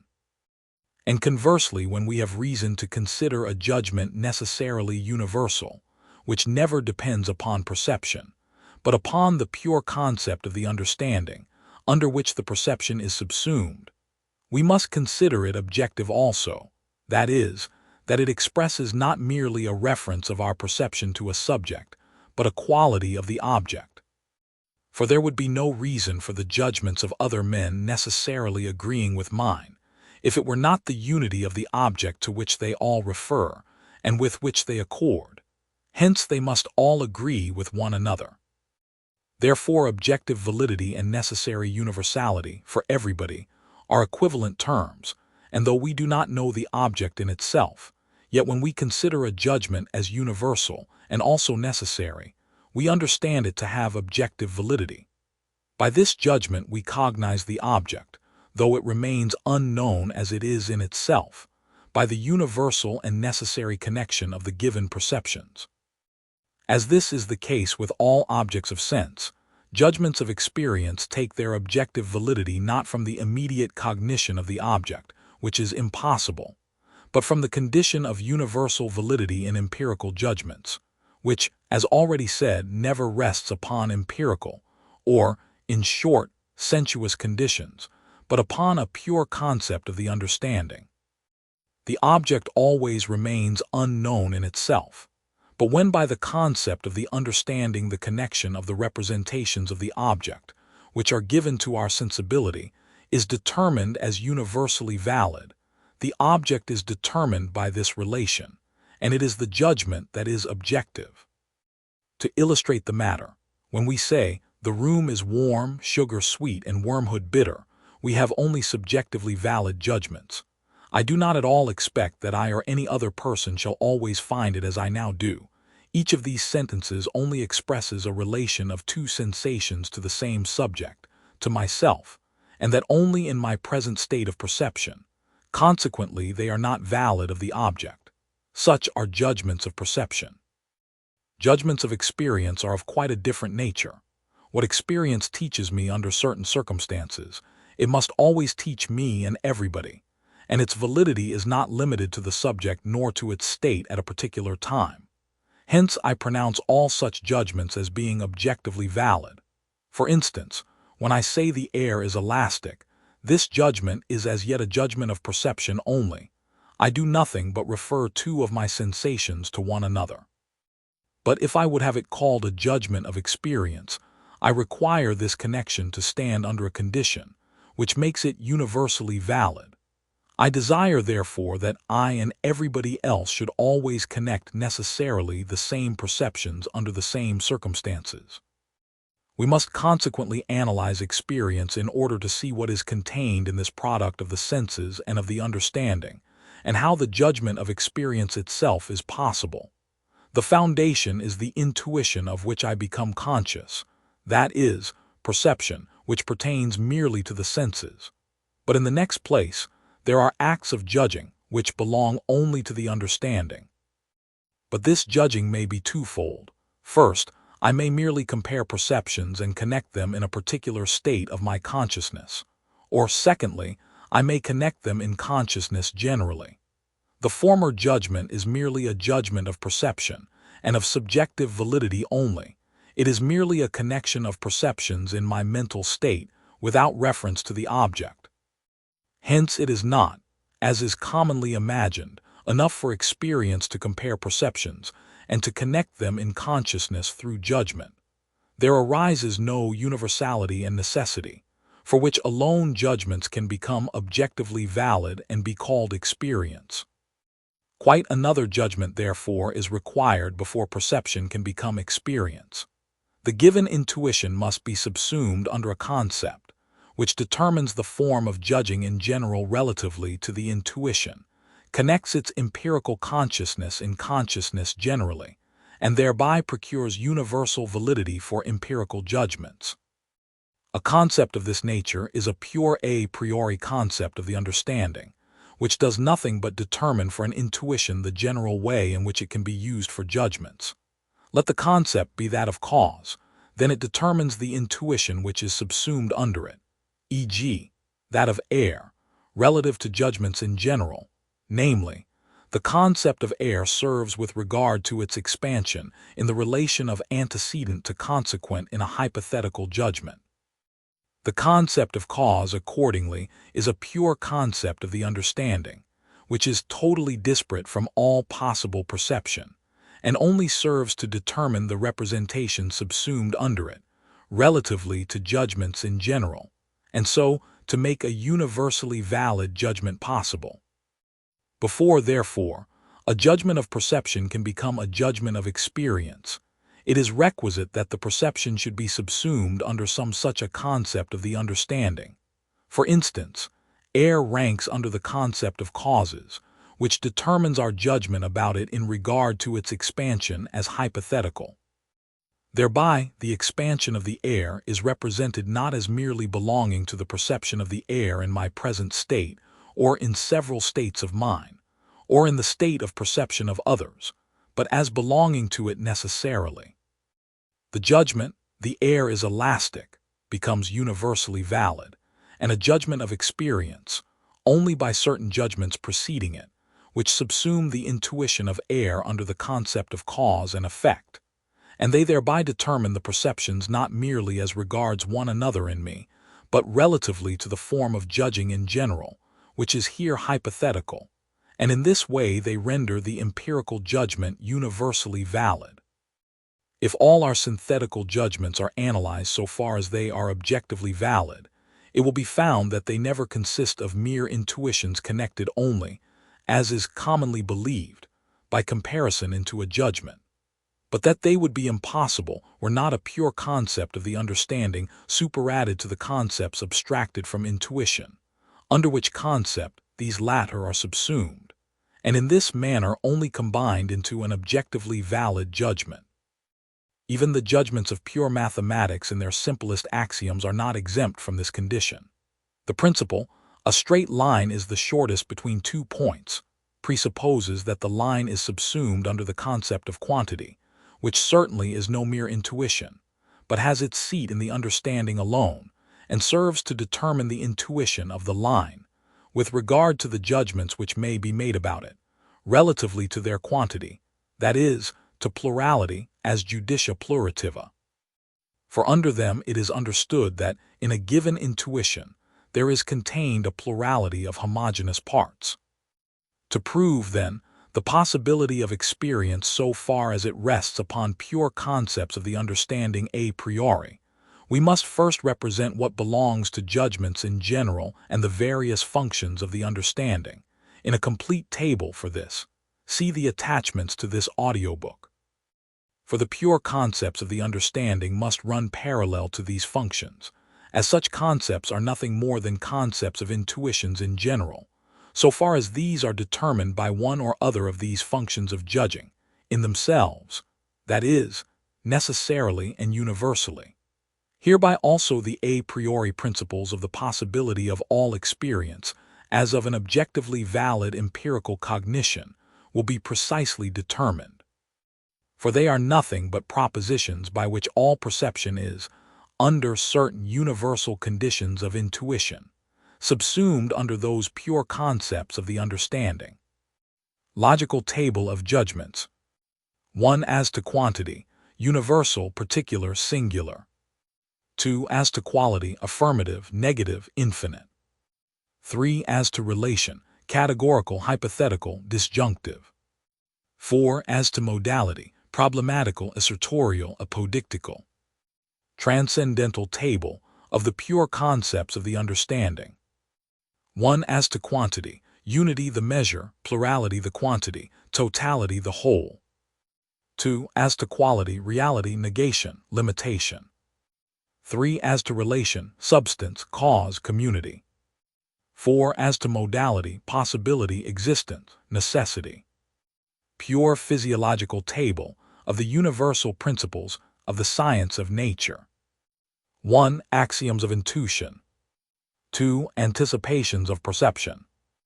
3. Analogies of experience. 4. Postulates of empirical thinking generally. In order to comprise the whole matter in one idea, it is first necessary to remind the reader that we are discussing not the origin of experience, but of that which lies in experience. The former pertains to empirical psychology, and would even then never be adequately explained without the latter, which belongs to the critique of cognition, and particularly of the understanding. Experience consists of intuitions, which belong to the sensibility, and of judgments, which are entirely a work of the understanding. But the judgments, which the understanding forms alone from sensuous intuitions, are far from being judgments of experience. For in the one case the judgment connects only the perceptions as they are given in the sensuous intuition, while in the other the judgments must express what experience in general, and not what the mere perception, which possesses only subjective validity, contains. The judgment of experience must therefore add to the sensuous intuition and its logical connection in a judgment, after it has been rendered universal by comparison, something that determines the synthetical judgment as necessary and therefore as universally valid. This can be nothing else than that concept which represents the intuition as determined in itself with regard to one form of judgment rather than another, namely, a concept of that synthetical unity of intuitions which can only be represented by a given logical function of judgments.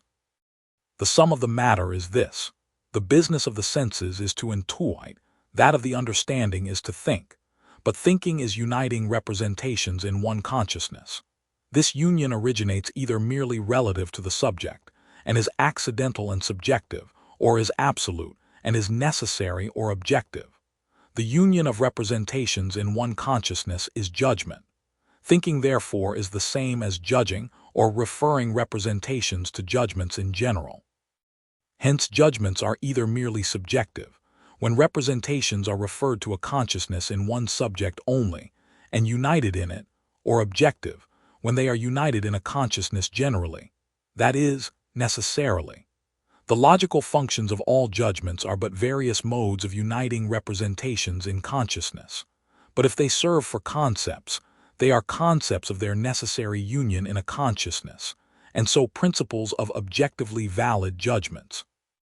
This union in a consciousness is either analytical, by identity, or synthetical, by the combination and addition of various representations one to another. Experience consists in the synthetical connection of phenomena, perceptions, in consciousness, so far as this connection is necessary.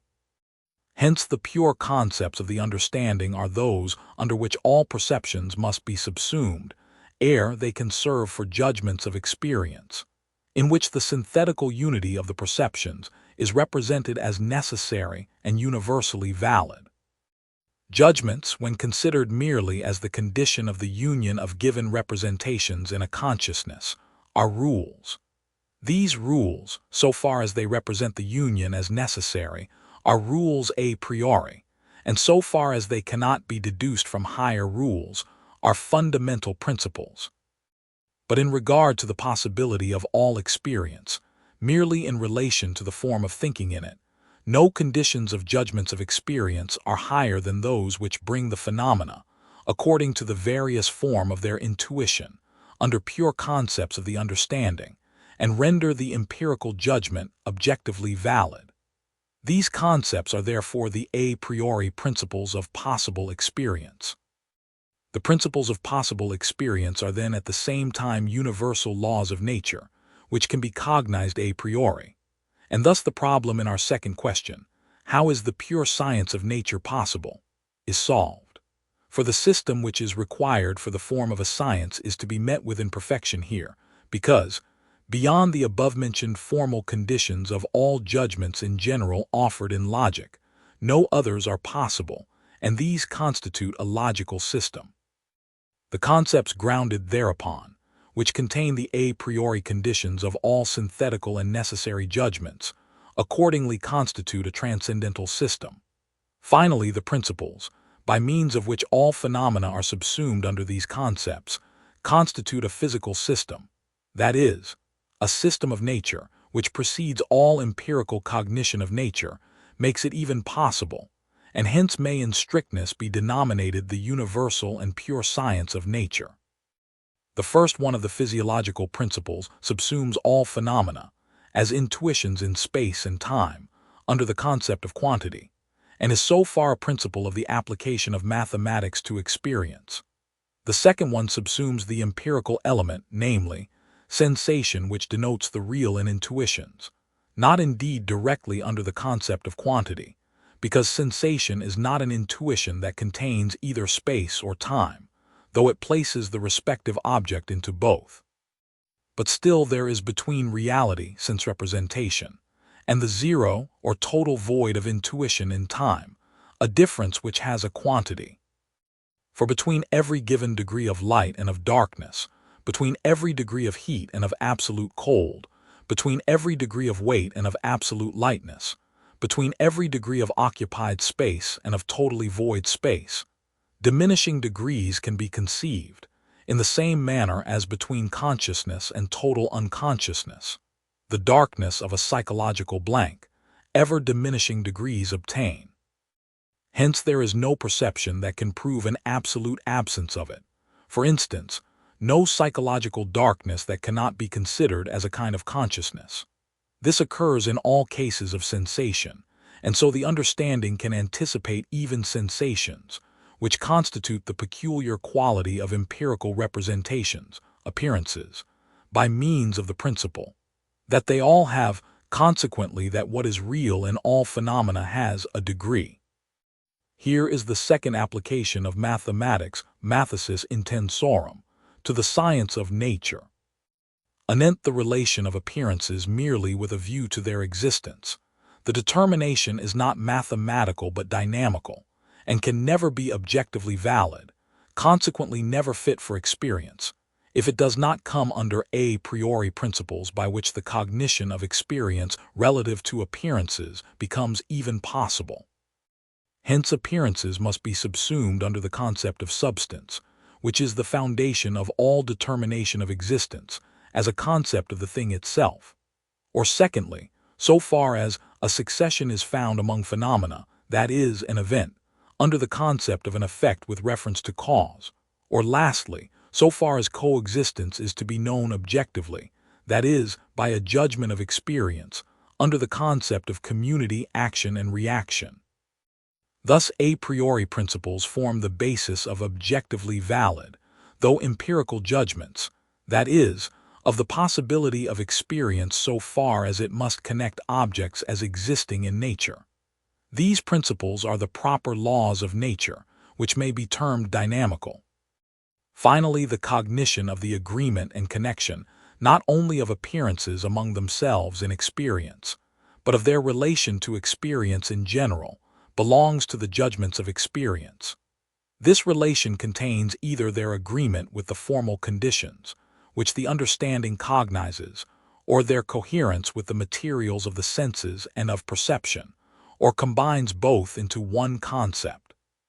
Consequently, it contains possibility, actuality, and necessity according to universal laws of nature, and this constitutes the physical doctrine of method, or the distinction of truth and of hypotheses, and the bounds of the certainty of the latter. The third table of principles drawn from the nature of the understanding itself after the critical method shows an inherent perfection, which raises it far above every other table which has hitherto, though in vain, been tried, or may yet be tried by analyzing the objects themselves dogmatically.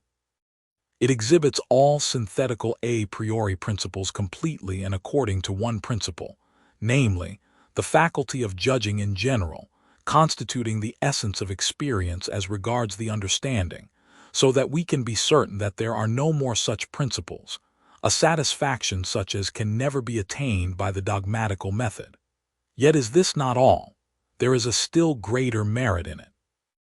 We must carefully bear in mind the proof which shows the possibility of this cognition a priori, and at the same time limits all such principles to a condition which must never be lost sight of, if we desire it not to be misunderstood, and extended in use beyond the original sense which the understanding attaches to it. This limit is that they contain nothing but the conditions of possible experience in general, so far as it is subjected to laws a priori.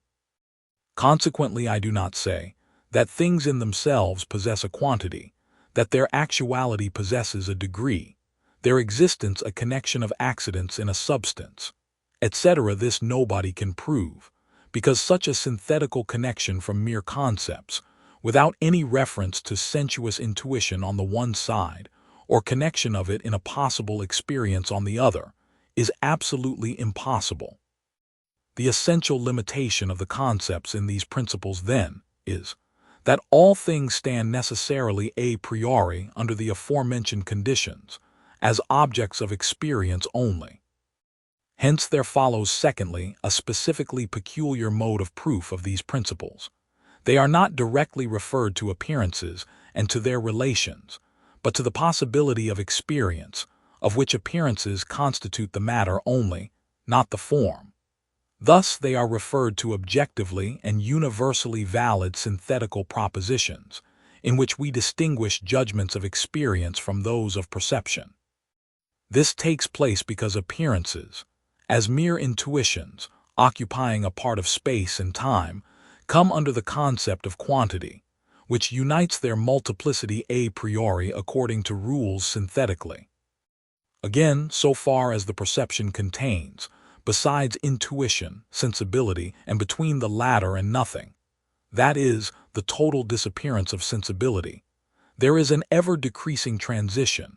It is apparent that that which is in appearances must have a degree, so far as it, namely, the perception, does not itself occupy any part of space or of time. Still, the transition to actuality from empty time or empty space is only possible in time. Consequently, though sensibility, as the quality of empirical intuition, can never be cognized a priori, by its specific difference from other sensibilities, yet it can, in a possible experience in general, as a quantity of perception, be intensely distinguished from every other similar perception. Third part of the main transcendental problem. How is metaphysics in general possible? Pure mathematics and pure science of nature had no occasion for such a deduction as we have made of both, for their own safety and certainty. For the former rests upon its own evidence, and the latter, though sprung from pure sources of the understanding, upon experience and its thorough confirmation. Physics cannot altogether refuse and dispense with the testimony of the latter, because with all its certainty, it can never, as philosophy, rival mathematics. Both sciences therefore stood in need of this inquiry, not for themselves, but for the sake of another science, metaphysics. Metaphysics has to do not only with concepts of nature, which always find their application in experience, but also with pure rational concepts, which never can be given in any possible experience. Consequently, the objective reality of these concepts, namely, that they are not mere chimeras, and the truth or falsity of metaphysical assertions, cannot be discovered or confirmed by any experience. This part of metaphysics, however, is precisely what constitutes its essential end, to which the rest is only a means, and thus this science is in need of such a deduction for its own sake. The third question now proposed relates therefore as it were to the root and essential difference of metaphysics, i.e., the occupation of reason with itself, and the supposed knowledge of objects arising immediately from this incubation of its own concepts, without requiring, or indeed being able to reach that knowledge through, experience. Without solving this problem, reason never is justified. The empirical use to which reason limits the pure understanding does not fully satisfy the proper destination of the latter. Every single experience is only a part of the whole sphere of its domain, but the absolute totality of all possible experience is itself not experience. Yet it is a necessary concrete problem for reason the mere representation of which requires concepts quite different from the categories, whose use is only immanent or refers to experience so far as it can be given, whereas the concepts of reason aim at the completeness, i.e., the collective unity of all possible experience, and thereby transcend every given experience. Thus they become transcendent. As the understanding stands in need of categories for experience, reason contains in itself the source of ideas, by which I mean necessary concepts, whose object cannot be given in any experience. The latter are inherent in the nature of reason, as the former are in that of the understanding. While the former carry with them an illusion likely to mislead, the illusion of the latter is inevitable, though it certainly can be kept from misleading us. Since all illusion consists in holding the subjective ground of our judgments to be objective, a self-knowledge of pure reason in its transcendent, exaggerated use is the sole preservative from the aberrations into which reason falls when it mistakes its destination, and refers that to the object transcendently, which only regards its own subject and its guidance in all immanent use.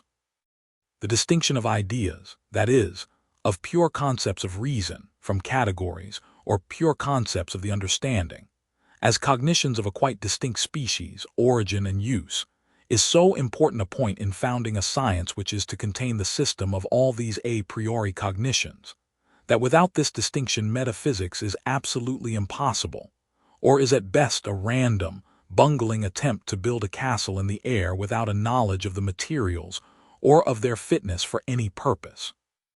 Had the critique of pure reason done nothing but first point out this distinction, it had thereby contributed more to clear up our conception of, and to guide our inquiry in, the field of metaphysics, than all the vain efforts which have hitherto been made to satisfy the transcendent problems of pure reason, without ever surmising that we were in quite another field than that of the understanding, and hence classing concepts of the understanding and those of reason together, as if they were of the same kind. All pure cognitions of the understanding have this feature, that their concepts present themselves in experience, and their principles can be confirmed by it, whereas the transcendent cognitions of reason cannot, either as ideas, appear in experience, or as propositions ever be confirmed or refuted by it. Hence whatever errors may slip in unawares can only be discovered by pure reason itself, a discovery of much difficulty, because this very reason naturally becomes dialectical by means of its ideas, and this unavoidable illusion cannot be limited by any objective and dogmatical researches into things, but by a subjective investigation of reason itself as a source of ideas. In the critique of pure reason, it was always my greatest care to endeavor not only carefully to distinguish the several species of cognition, but to derive concepts belonging to each one of them from their common source. I did this in order that by knowing whence they originated, I might determine their use with safety, and also have the unanticipated but invaluable advantage of knowing the completeness of my enumeration, classification, and specification of concepts a priori, and therefore according to principles. Without this, metaphysics is mere rhapsody, in which no one knows whether he has enough, or whether and where something is still wanting. We can indeed have this advantage only in pure philosophy, but of this philosophy it constitutes the very essence. As I had found the origin of the categories in the four logical functions of all the judgments of the understanding, it was quite natural to seek the origin of the ideas in the three functions of the syllogisms of reason. For as soon as these pure concepts of reason, the transcendental ideas, are given, they could hardly, except they be held innate, be found anywhere else than in the same activity of reason, which, so far as it regards mere form, constitutes the logical element of the syllogisms of reason, but so far as it represents judgments of the understanding with respect to the one or to the other form a priori, constitutes transcendental concepts of pure reason. The formal distinction of syllogisms renders their division into categorical, hypothetical, and disjunctive necessary. The concepts of reason founded on them contain therefore, first, the idea of the complete subject, the substantial. Secondly, the idea of the complete series of conditions. Thirdly, the determination of all concepts in the idea of a complete complex of that which is possible. The first idea is psychological, the second cosmological, the third theological, and as all three give occasion to dialectics, yet each in its own way, the division of the whole dialects of pure reason into its paralogism, its antinomy and its ideal, was arranged accordingly. Through this deduction, we may feel assured that all the claims of pure reason are completely represented, and that none can be wanting, because the faculty of reason itself, whence they all take their origin, is thereby completely surveyed. In these general considerations, it is also remarkable that the ideas of reason are unlike the categories, of no service to the use of our understanding in experience, but quite dispensable, and become even an impediment to the maxims of a rational cognition of nature. Yet in another aspect still to be determined, they are necessary. Whether the soul is or is not a simple substance is of no consequence to us in the explanation of its phenomena. For we cannot render the notion of a simple being intelligible by any possible experience that is sensuous or concrete. The notion is therefore quite void as regards all hoped-for insight into the cause of phenomena, and cannot at all serve as a principle of the explanation of that which internal or external experience supplies. So the cosmological ideas of the beginning of the world or of its eternity, apart ante, cannot be of any greater service to us for the explanation of any event in the world itself. And finally, we must, according to a right maxim of the philosophy of nature, refrain from all explanations of the design of nature, drawn from the will of a supreme being, because this would not be natural philosophy, but an acknowledgment that we have come to the end of it. The use of these ideas, therefore, is quite different from that of those categories by which, and by the principles built upon which, experience itself first becomes possible. But our laborious analytics of the understanding would be superfluous if we had nothing else in view than the mere cognition of nature as it can be given in experience. For reason does its work, both in mathematics and in the science of nature, quite safely and well without any of this subtle deduction. Therefore our critique of the understanding combines with the ideas of pure reason for a purpose which lies beyond the empirical use of the understanding. But this we have above declared to be in this aspect totally inadmissible, and without any object or meaning. Yet there must be a harmony between that of the nature of reason and that of the understanding, and the former must contribute to the perfection of the latter, and cannot possibly upset it. The solution of this question is as follows. Pure reason does not in its ideas point to particular objects, which lie beyond the field of experience, but only requires completeness of the use of the understanding in the system of experience. But this completeness can be a completeness of principles only, not of intuitions, i.e., concrete insights, and of objects. In order, however, to represent the ideas definitely, reason conceives them after the fashion of the cognition of an object. The cognition is, as far as these rules are concerned, completely determined. But the object is only an idea invented for the purpose of bringing the cognition of the understanding as near as possible to the completeness represented by that idea. Prefatory remark to the dialectics of pure reason.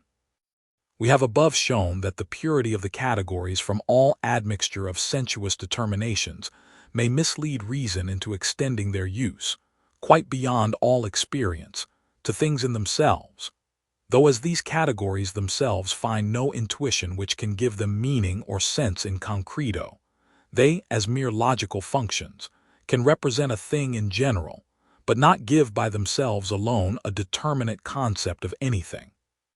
Such hyperbolical objects are distinguished by the appellation of noumena, or pure beings of the understanding, or better, beings of thought, such as, for example, substance, but conceived without permanence in time or cause, but not acting in time, etc. Here predicates that only serve to make the conformity to law of experience possible are applied to these concepts, and yet they are deprived of all the conditions of intuition on which alone experience is possible. and so these concepts lose all significance. There is no danger, however, of the understanding spontaneously making an excursion so very wantonly beyond its own bounds into the field of the mere creatures of thought, without being impelled by foreign laws. But when reason, which cannot be fully satisfied with any empirical use of the rules of the understanding, as being always conditioned, requires a completion of this chain of conditions, then the understanding is forced out of its sphere. And then it partly represents objects of experience in a series so extended that no experience can grasp, partly even with a view to complete the series. It seeks entirely beyond it noumena, to which it can attach that chain, and so, having at last escaped from the conditions of experience, make its attitude as it were final. These are then the transcendental ideas, which, though according to the true but hidden ends of the natural determination of our reason, they may aim not at extravagant concepts, but at an unbounded extension of their empirical use, yet seduce the understanding by an unavoidable allusion to a transcendent use, which, though deceitful, cannot be restrained within the bounds of experience by any resolution, but only by scientific instruction and with much difficulty. 1. The psychological idea. People have long since observed that in all substances the proper subject, that which remains after all the accidents, as predicates, are abstracted, consequently that which forms the substance of things remains unknown, and various complaints have been made concerning these limits to our knowledge. But it will be well to consider that the human understanding is not to be blamed for its inability to know the substance of things, that is, to determine it by itself, but rather for requiring to cognize it, which is a mere idea definitely as though it were a given object.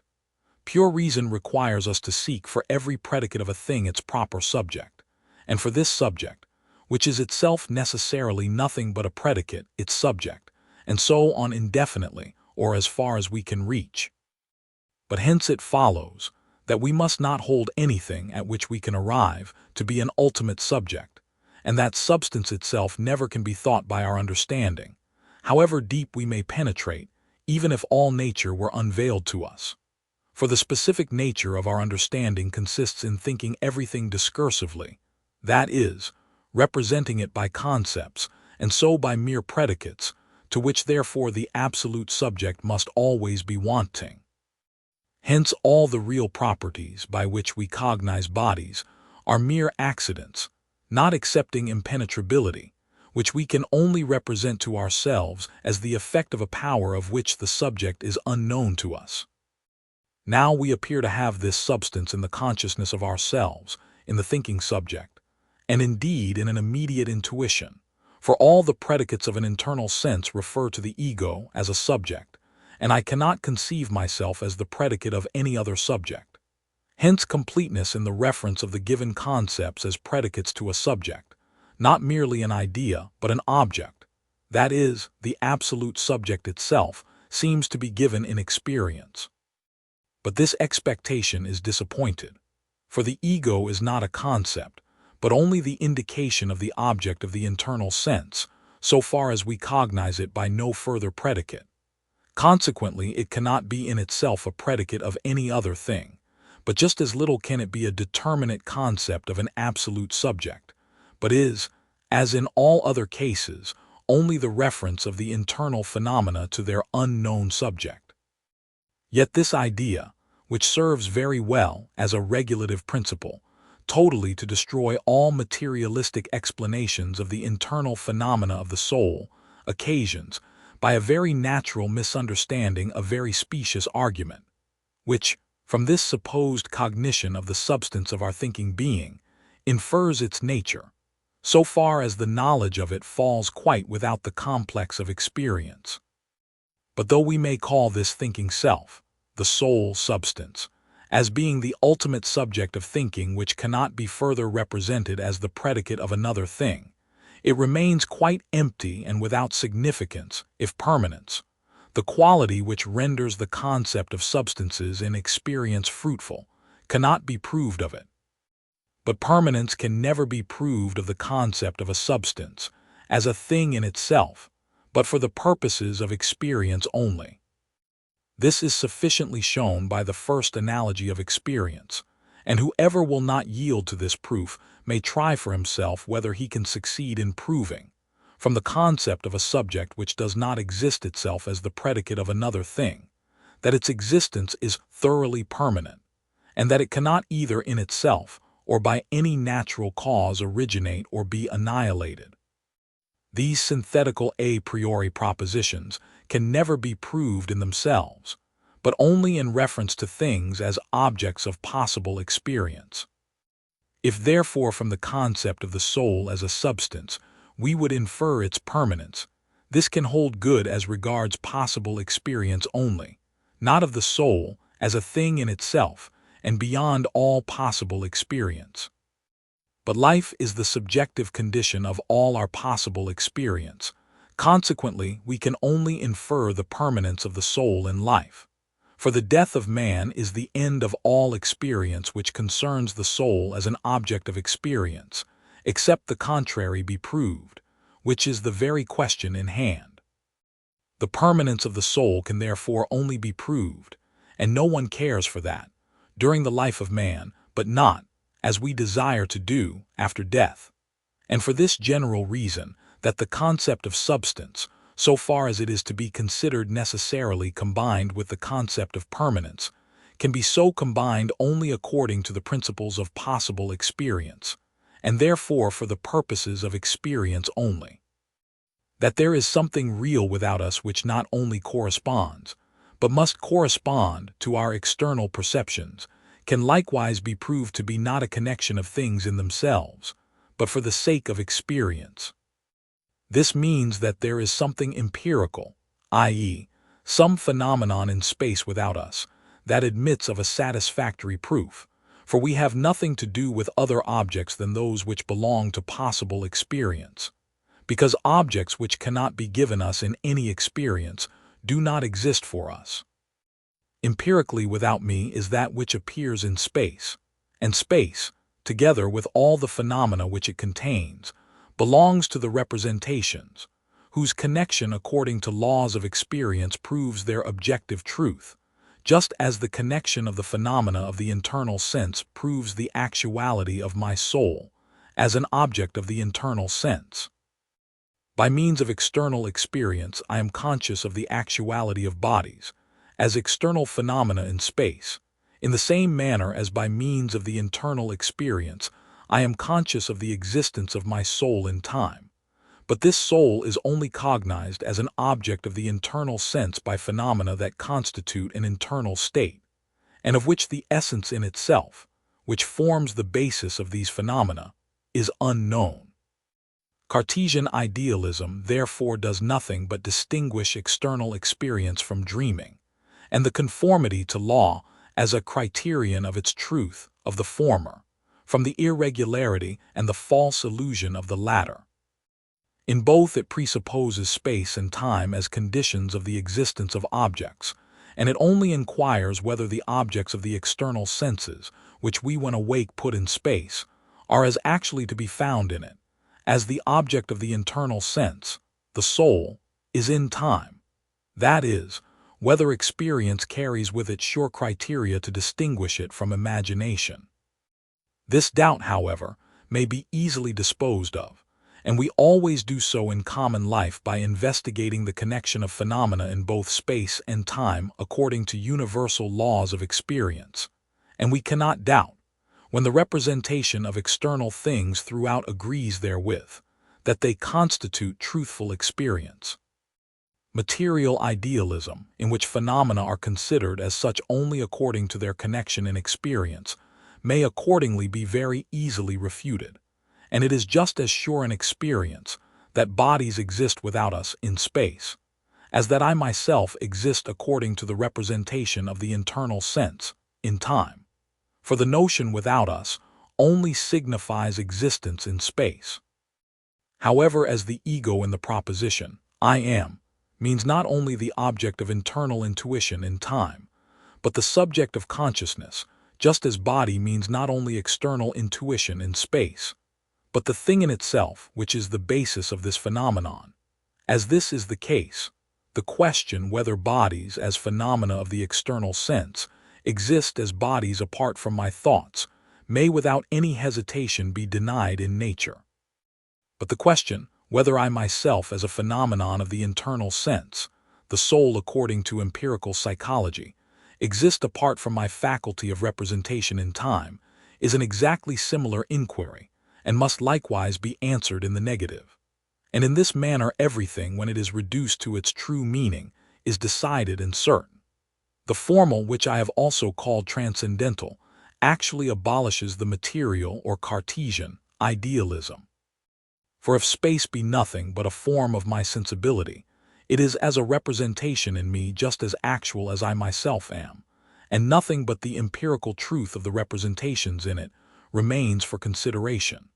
But if this is not the case, if space and the phenomena in it are something existing without us, then all the criteria of experience beyond our perception can never prove the actuality of these objects without us. 2. The cosmological idea. This product of pure reason in its transcendent use is its most remarkable curiosity. It serves as a very powerful agent to rouse philosophy from its dogmatic slumber, and to stimulate it to the arduous task of undertaking a critique of reason itself. I term this idea cosmological because it always takes its object only from the sensible world, and does not use any other than those whose object is given to sense. Consequently, it remains in this respect in its native home. It does not become transcendent, and is therefore so far not mere idea. Whereas, to conceive the soul as a simple substance already means to conceive such an object, the simple, as cannot be presented to the senses.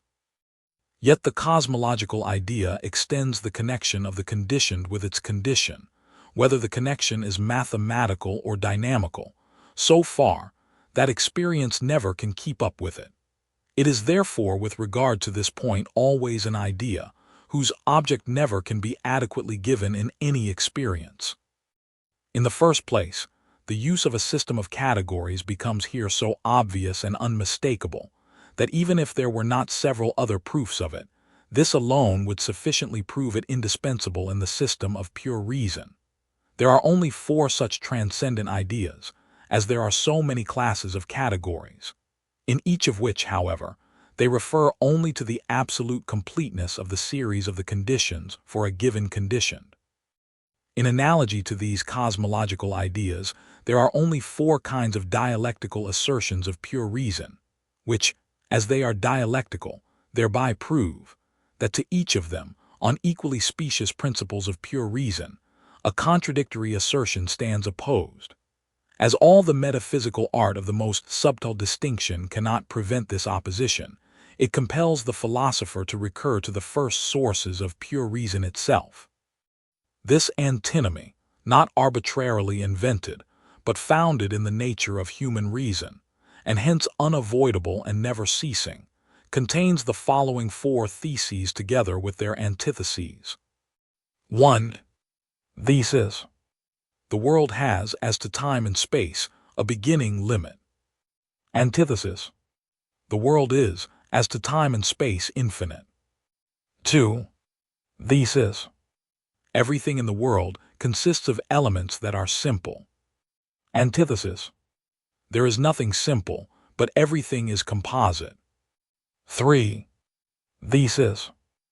There are in the world causes through freedom. Antithesis.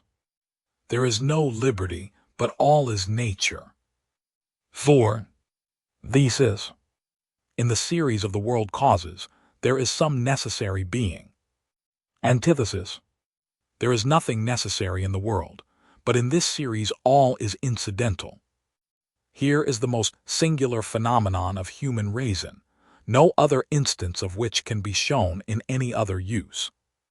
If we, as is commonly done, represent to ourselves the appearances of the sensible world as things in themselves, if we assume the principles of their combination as principles universally valid of things in themselves and not merely of experience, as is usually, nay without our critique, unavoidably done, there arises an unexpected conflict, which never can be removed in the common dogmatical way.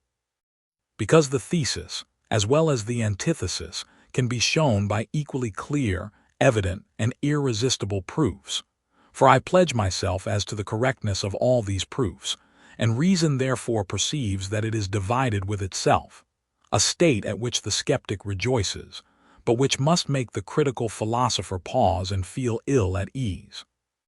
We may blunder in various ways in metaphysics without any fear of being detected in falsehood, for we never can be refuted by experience if we but avoid self-contradiction, which in synthetical, though purely fictitious propositions, may be done whenever the concepts, which we connect, are mere ideas that cannot be given in their whole content in experience.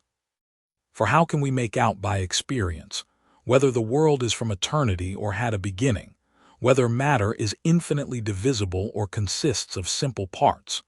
Such concept cannot be given in any experience, be it ever so extensive, and consequently the falsehood either of the positive or the negative proposition cannot be discovered by this touchstone.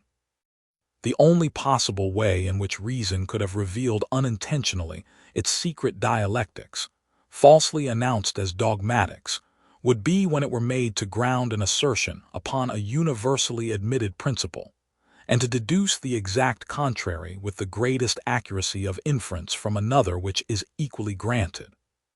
This is actually here the case with regard to four natural ideas of reason, whence four assertions on the one side, and as many counter-assertions on the other arise, each consistently following from universally acknowledged principles. Thus they reveal by the use of these principles the dialectical illusion of pure reason which would otherwise forever remain concealed. This is therefore a decisive experiment which must necessarily expose any error lying hidden in the assumptions of reason. Contradictory propositions cannot both be false, except the concept, which is the subject of both, is self-contradictory. For example, the propositions, "A square circle is round and a square circle is not round," are both false. For as to the former it is false that the circle is round because it is quadrangular, and it is likewise false that it is not round, that is, angular because it is a circle. For the logical criterion of the impossibility of a concept consists in this, that if we presuppose it, two contradictory propositions both become false. Consequently, as no middle between them is conceivable, nothing at all is thought by that concept. The first two antinomies, which I call mathematical, because they are concerned with the addition or division of the homogeneous, are founded on such a self-contradictory concept, and hence I explain how it happens that both the thesis and antithesis of the two are false. When I speak of objects in time and in space, it is not of things in themselves of which I know nothing, but of things in appearance, that is, of experience as the particular way of cognizing objects which is afforded to man. I must not say of what I think in time or in space, that in itself, and independent of these my thoughts, it exists in space and in time, for in that case I should contradict myself, because space and time, together with the appearances in them, are nothing existing in themselves and outside of my representations, but are themselves only modes of representation, and it is palpably contradictory to say that a mere mode of representation exists without our representation. Objects of the senses therefore exist only in experience, whereas to give them a self-subsisting existence apart from experience or before it is merely to represent to ourselves that experience actually exists apart from experience or before it. Now if I inquire after the quantity of the world as to space and time, it is equally impossible, as regards all my notions, to declare it infinite or to declare it finite. For neither assertion can be contained in experience, because experience either of an infinite space, or of an infinite time elapsed, or again, of the boundary of the world by a void space, or by an antecedent void time, is impossible. These are mere ideas. This quantity of the world, which is determined in either way, should therefore exist in the world itself apart from all experience. This contradicts the notion of a world of sense, which is merely a complex of the appearances whose existence and connection occur only in our representations, that is, in experience, since this latter is not an object in itself, but a mere mode of representation. Hence it follows that as the concept of an absolutely existing world of sense is self-contradictory, the solution of the problem concerning its quantity, whether attempted affirmatively or negatively, is always false. The same holds good of the second antinomy, which relates to the division of phenomena. For these are mere representations, and the parts exist merely in their representation, consequently in the division, or in a possible experience where they are given, and the division reaches only as far as this latter reaches. To assume that an appearance, e.g., that of body, contains in itself before all experience all the parts, which any possible experience can ever reach, is to impute to a mere appearance, which can exist only in experience, an existence previous to experience. In other words, it would mean that mere representations exist before they can be found in our faculty of representation.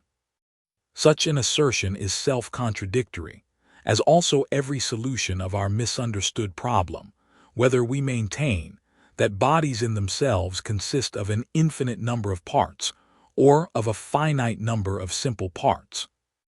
In the first, the mathematical class of antinomies, the falsehood of the assumption consists in representing in one concept something self-contradictory, as if it were compatible, i.e., an appearance as an object in itself.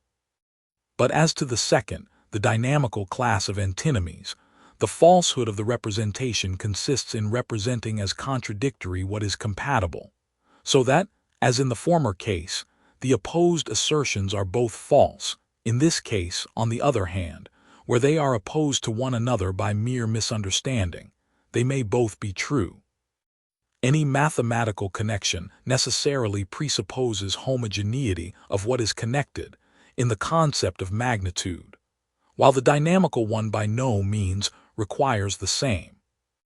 When we have to deal with extended magnitudes, all the parts must be homogeneous with one another and with the whole, whereas, in the connection of cause and effect, homogeneity may indeed likewise be found but is not necessary, for the concept of causality, by means of which something is posited through something else quite different from it, at all events, does not require it.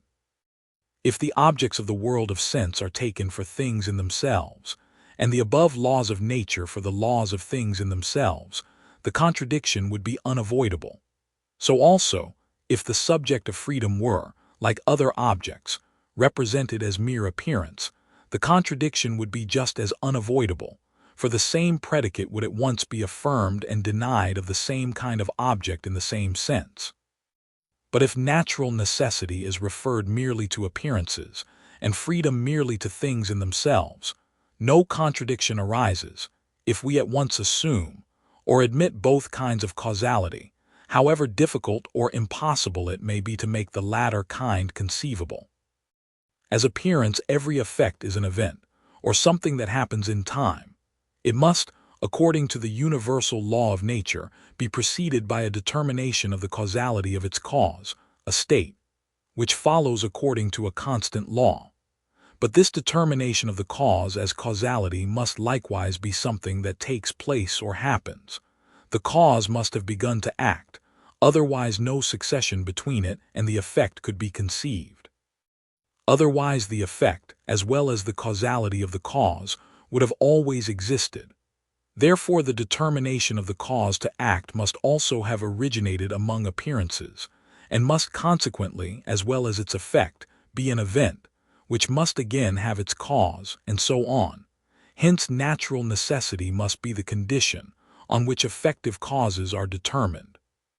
Whereas if freedom is to be a property of certain causes of appearances, it must, as regards these which are events, be a faculty of starting them spontaneously, that is, without the causality of the cause itself, and hence without requiring any other ground to determine its start. But then the cause, as to its causality, must not rank under time determinations of its state, that is, it cannot be an appearance and must be considered a thing in itself, while its effects would be only appearances. If without contradiction we can think of the beings of understanding as exercising such an influence on appearances, then natural necessity will attach to all connections of cause and effect in the sensuous world, though on the other hand, freedom can be granted to such cause, as is itself not an appearance, but the foundation of appearance. Nature, therefore, and freedom can without contradiction be attributed to the very same thing, but in different relations, on one side as a phenomenon, on the other as a thing in itself. We have in us a faculty, which not only stands in connection with its subjective determining grounds that are the natural causes of its actions, and is so far the faculty of a being that itself belongs to appearances, but is also referred to objective grounds, that are only ideas, so far as they can determine this faculty, a connection which is expressed by the word ought. This faculty is called reason, and so far as we consider a being man, entirely according to this objectively determinable reason, he cannot be considered as a being of sense, but this property is that of a thing in itself, of which we cannot comprehend the possibility. I mean how the ought, which however has never yet taken place, should determine its activity, and can become the cause of actions, whose effect is an appearance in the sensible world. Yet the causality of reason would be freedom with regard to the effects in the sensuous world, so far as we can consider objective grounds, which are themselves ideas, as their determinants. For its action in that case would not depend upon subjective conditions, consequently not upon those of time, and of course not upon the law of nature, which serves to determine them, because grounds of reason give to actions the rule universally, according to principles, without the influence of the circumstances of either time or place. What I adduce here is merely meant as an example to make the thing intelligible, and does not necessarily belong to our problem, which must be decided from mere concepts, independently of the properties which we meet in the actual world. Now I may say without contradiction, that all the actions of rational beings, so far as they are appearances occurring in any experience, are subject to the necessity of nature, but the same actions, as regards merely the rational subject and its faculty of acting according to mere reason, are free. For what is required for the necessity of nature? Nothing more than the determinability of every event in the world of sense according to constant laws, that is, a reference to cause in the appearance. In this process, the thing in itself at its foundation and its causality remain unknown. But I say that the law of nature remains, whether the rational being is the cause of the effects in the sensuous world from reason, that is, through freedom, or whether it does not determine them on grounds of reason. For if the former is the case, the action is performed according to maxims, the effect of which as appearance is always conform able to constant laws. If the latter is the case, and the action not performed on principles of reason, it is subjected to the empirical laws of the sensibility, and in both cases the effects are connected according to constant laws. More than this, we do not require or know concerning natural necessity. But in the former case, reason is the cause of these laws of nature, and therefore free. In the latter, the effects follow according to mere natural laws of sensibility, because reason does not influence it, but reason itself is not determined on that account by the sensibility, and is therefore free in this case too. Freedom is therefore no hindrance to natural law in appearance, neither does this law abrogate the freedom of the practical use of reason, which is connected with things in themselves, as determining grounds. Thus practical freedom, namely, the freedom in which reason possesses causality according to objectively determining grounds, is rescued, and yet natural necessity is not in the least curtailed with regard to the very same effects, as appearances. The same remarks will serve to explain what we had to say concerning transcendental freedom and its compatibility with natural necessity, in the same subject, but not taken in the same reference.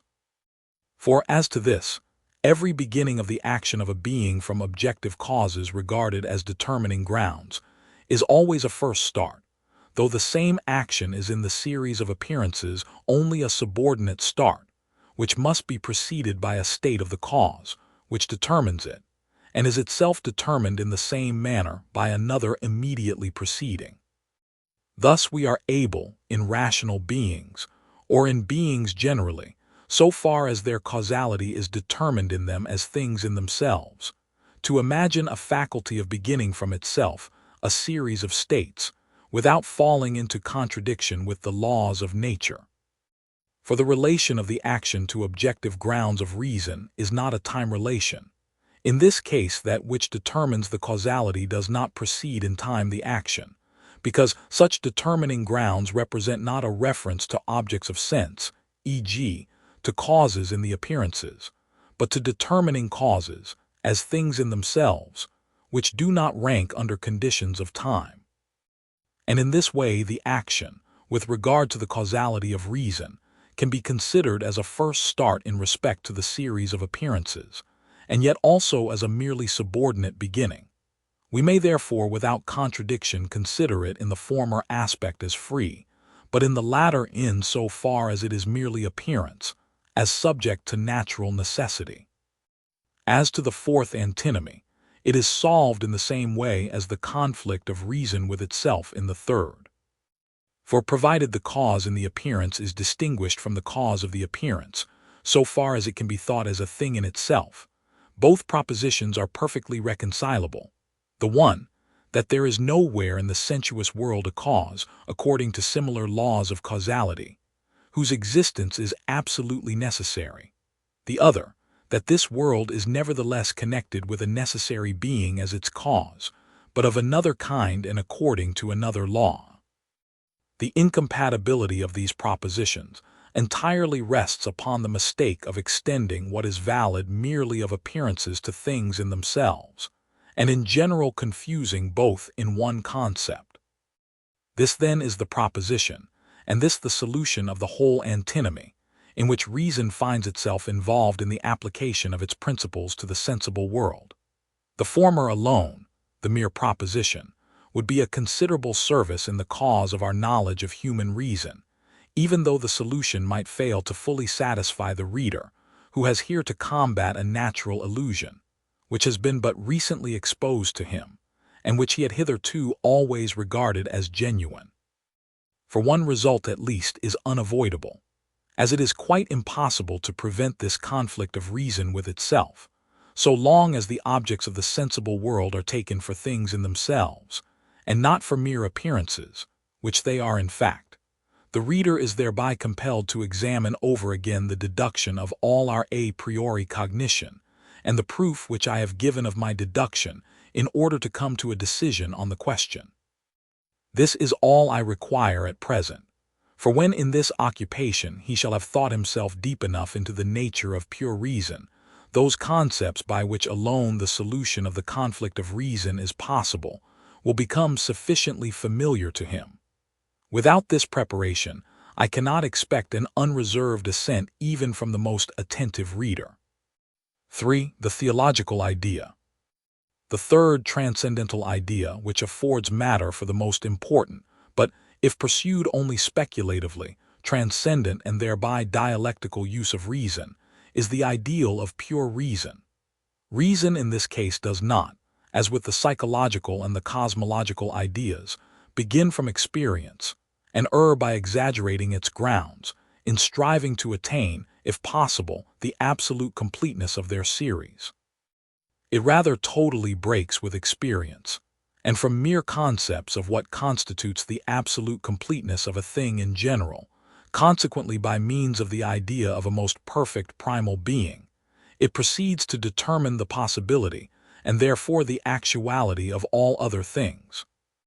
And so the mere presupposition of a being, who is conceived not in the series of experience, yet for the purposes of experience, for the sake of comprehending its connection, order, and unity, i.e., the idea, the notion of it, is more easily distinguished from the concept of the understanding here than in the former cases.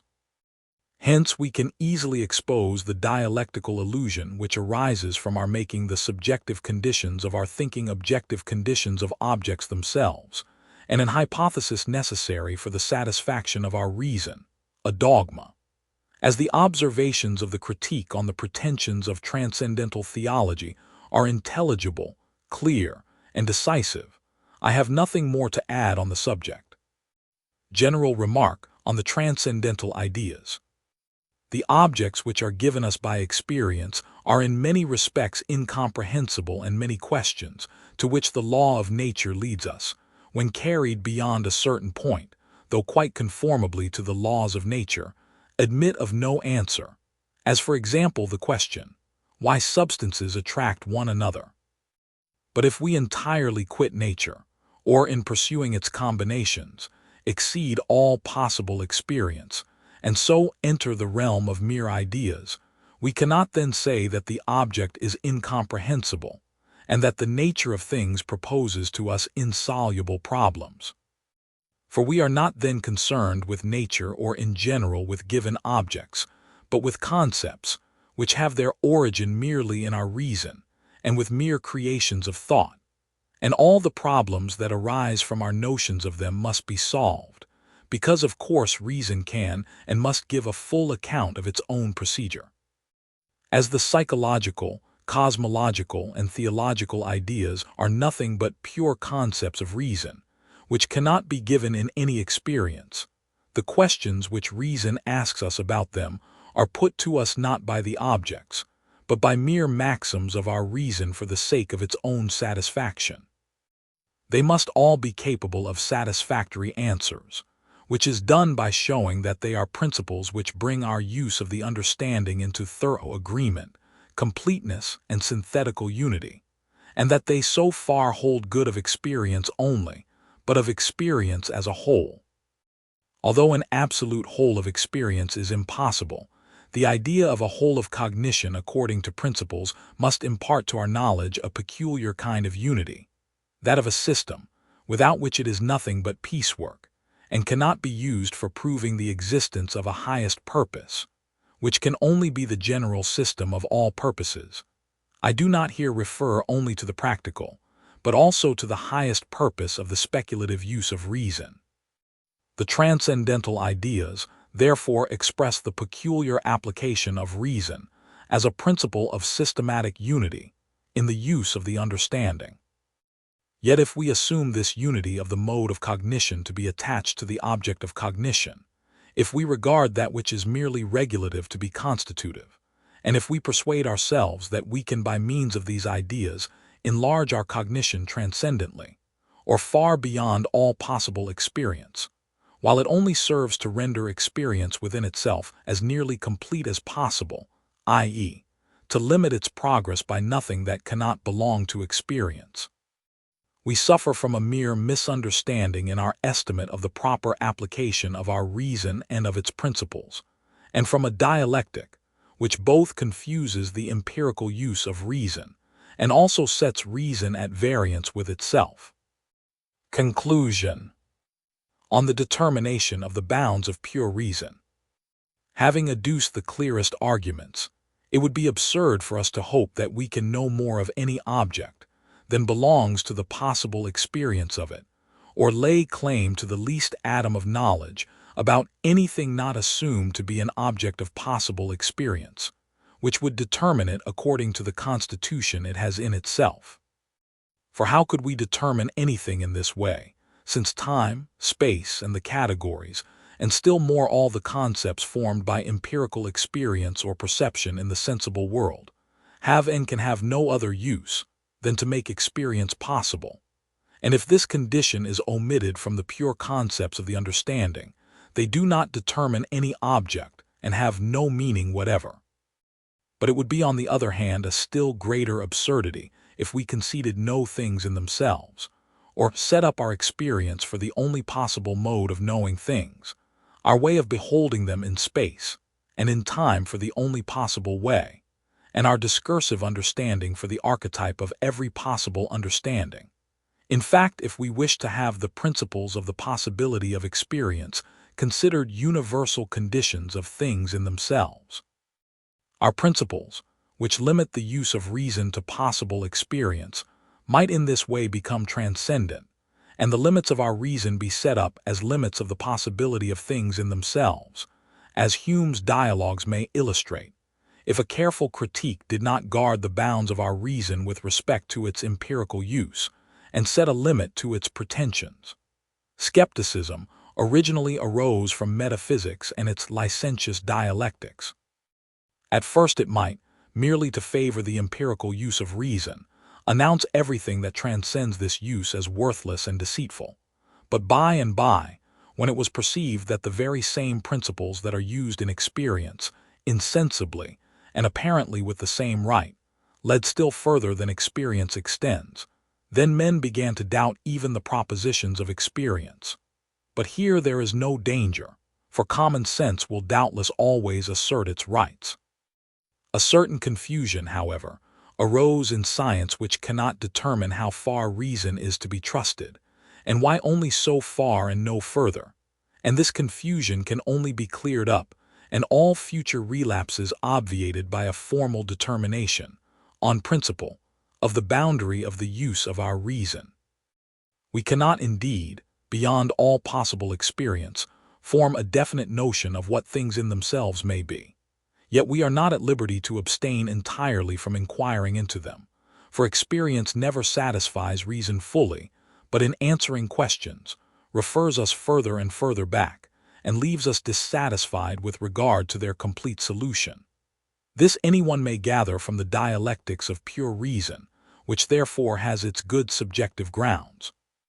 Having acquired, as regards the nature of our soul, a clear conception of the subject, and having come to the conviction that its manifestations cannot be explained materialistically, who can refrain from asking what the soul really is, and, if no concept of experience suffices for the purpose, from accounting for it by a concept of reason, that of a simple immaterial being, though we cannot by any means prove its objective reality. Who can satisfy himself with mere empirical knowledge in all the cosmological questions of the duration and of the quantity of the world, of freedom or of natural necessity, since every answer given on principles of experience begets a fresh question, which likewise requires its answer, and thereby clearly shows the insufficiency of all physical modes of explanation to satisfy reason. Finally, who does not see in the thoroughgoing contingency and dependence of all his thoughts and assumptions on mere principles of experience, the impossibility of stopping there? And who does not feel himself compelled, notwithstanding all interdictions against losing himself in transcendent ideas, to seek rest and contentment beyond all the concepts which he can vindicate by experience, in the concept of a being, the possibility of which we cannot conceive, but at the same time cannot be refuted, because it relates to a mere being of the understanding, and without it reason must needs remain forever dissatisfied.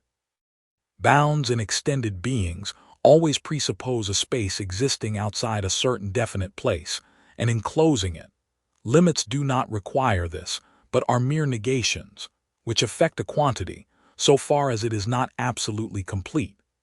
But our reason, as it were, sees in its surroundings a space for the cognition of things in themselves, though we can never have definite notions of them, and are limited to appearances only. As long as the cognition of reason is homogeneous, definite bounds to it are inconceivable. In mathematics and in natural philosophy, human reason admits of limits, but not of bounds, namely, that something indeed lies without it, at which it can never arrive, but not that it will at any point find completion in its internal progress. The enlarging of our views in mathematics and the possibility of new discoveries are infinite, and the same is the case with the discovery of new properties of nature, of new powers and laws, by continued experience and its rational combination. But limits cannot be mistaken here, for mathematics refers to appearances only, and what cannot be an object of sensuous contemplation, such as the concepts of metaphysics and of morals, lies entirely without its sphere, and it can never lead to them, neither does it require them. It is therefore not a continual progress and an approximation towards these sciences, and there is not, as it were, any point or line of contact. Natural science will never reveal to us the internal constitution of things, which, though not appearance, yet can serve as the ultimate ground of explaining appearance. Nor does that science require this for its physical explanations. Nay, even if such ground should be offered from other sources, for instance, the influence of immaterial beings, they must be rejected and not used in the progress of its explanations. For these explanations must only be grounded upon that which, as an object of sense, can belong to experience, and be brought into connection with our actual perceptions and empirical laws. But metaphysics leads us towards bounds in the dialectical attempts of pure reason, not undertaken arbitrarily or wantonly, but stimulated thereto by the nature of reason itself. And the transcendental ideas, as they do not admit of evasion, and are never capable of realization, serve to point out to us actually not only the bounds of the pure use of reason, but also the way to determine them. Such is the end and the use of this natural predisposition of our reason, which has brought forth metaphysics as its favorite child, whose generation, like every other in the world, is not to be ascribed to blind chance, but to an original germ, wisely organized for great ends. For metaphysics, in its fundamental features, perhaps more than any other science, is placed in us by nature itself, and cannot be considered the production of an arbitrary choice or a casual enlargement in the progress of experience from which it is quite disparate. Reason, with all its concepts and laws of the understanding, which suffice for empirical use, i.e., within the sensible world, finds in itself no satisfaction because ever-occurring questions deprive us of all hope of their complete solution. The transcendental ideas which have that completion in view are such problems of reason. But it sees clearly that the sensuous world cannot contain this completion, neither consequently can all the concepts, which serve merely for understanding the world of sense, such as space and time, and whatever we have adduced under the name of pure concepts of the understanding. The sensuous world is nothing but a chain of appearances connected according to universal laws. It has therefore no subsistence by itself.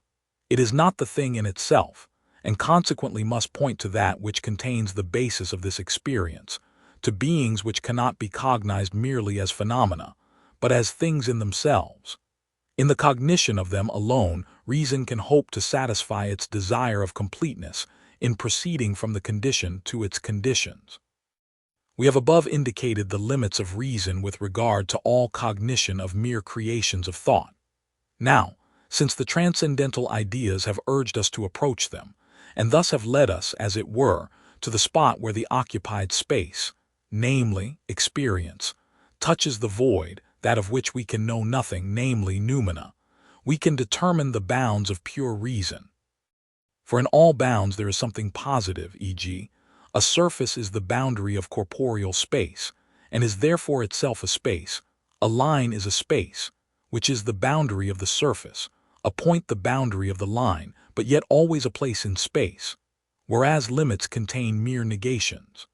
The limits pointed out in those paragraphs are not enough after we have discovered that beyond them there still lies something, though we can never cognize what it is in itself. For the question now is, what is the attitude of our reason in this connection of what we know with what we do not, and never shall know? This is an actual connection of a known thing with one quite unknown, and which will always remain so, and though what is unknown should not become the least more known, which we cannot even hope, yet the notion of this connection must be definite and capable of being rendered distinct.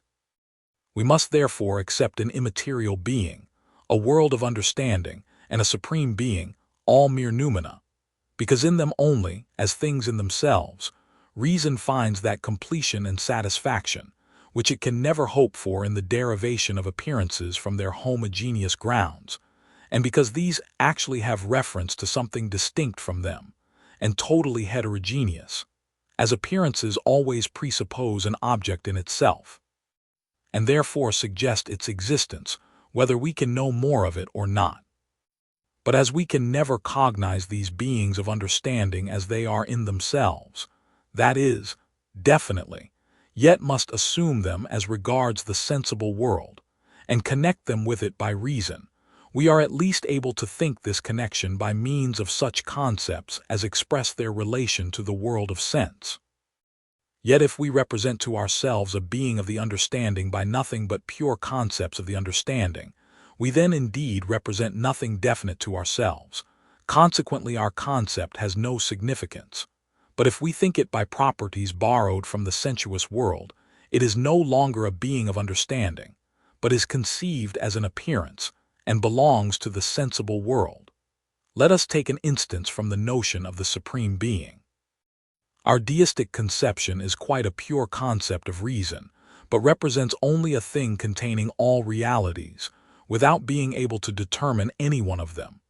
Because for that purpose, an example must be taken from the world of sense, in which case we should have an object of sense only, not something quite heterogeneous, which can never be an object of sense. Suppose I attribute to the Supreme Being understanding, for instance. I have no concept of an understanding other than my own, one that must receive its perceptions by the senses, and which is occupied in bringing them under rules of the unity of consciousness. Then the elements of my concept would always lie in the appearance. I should, however, by the insufficiency of the appearance be necessitated to go beyond them to the concept of a being which neither depends upon appearance, nor is bound up with them as conditions of its determination. But if I separate understanding from sensibility to obtain a pure understanding, then nothing remains but the mere form of thinking without perception, by which form alone I can cognize nothing definite, and consequently no object. For that purpose I should conceive another understanding, such as would directly perceive its objects, but of which I have not the least notion. Because the human understanding is discursive, and cannot directly perceive, it can only cognize by means of general concepts. And the very same difficulties arise if we attribute a will to the Supreme Being, for we have this concept only by drawing it from our internal experience, and therefore from our dependence for satisfaction upon objects whose existence we require. And so the notion rests upon sensibility, which is absolutely incompatible with the pure concept of the Supreme Being. Hume's objections to deism are weak, and affect only the proofs and not the deistic assertion itself. But as regards theism, which depends on a stricter determination of the concept of the Supreme Being, which in deism is merely transcendent, they are very strong, and as this concept is formed, certain, in fact in all common cases irrefutable.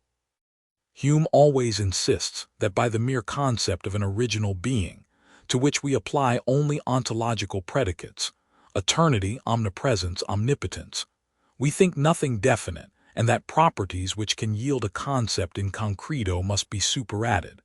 That it is not enough to say, it is cause, but we must explain the nature of its causality, for example, that of an understanding and of a will. He then begins his attacks on the essential point itself, i.e., theism, as he had previously directed his battery only against the proofs of deism, an attack which is not very dangerous to it in its consequences. All his dangerous arguments refer to anthropomorphism, which he holds to be inseparable from theism, and to make it absurd in itself. But if the former be abandoned, the latter must vanish with it, and nothing remain but deism, of which nothing can come, which is of no value, and which cannot serve as any foundation to religion or morals.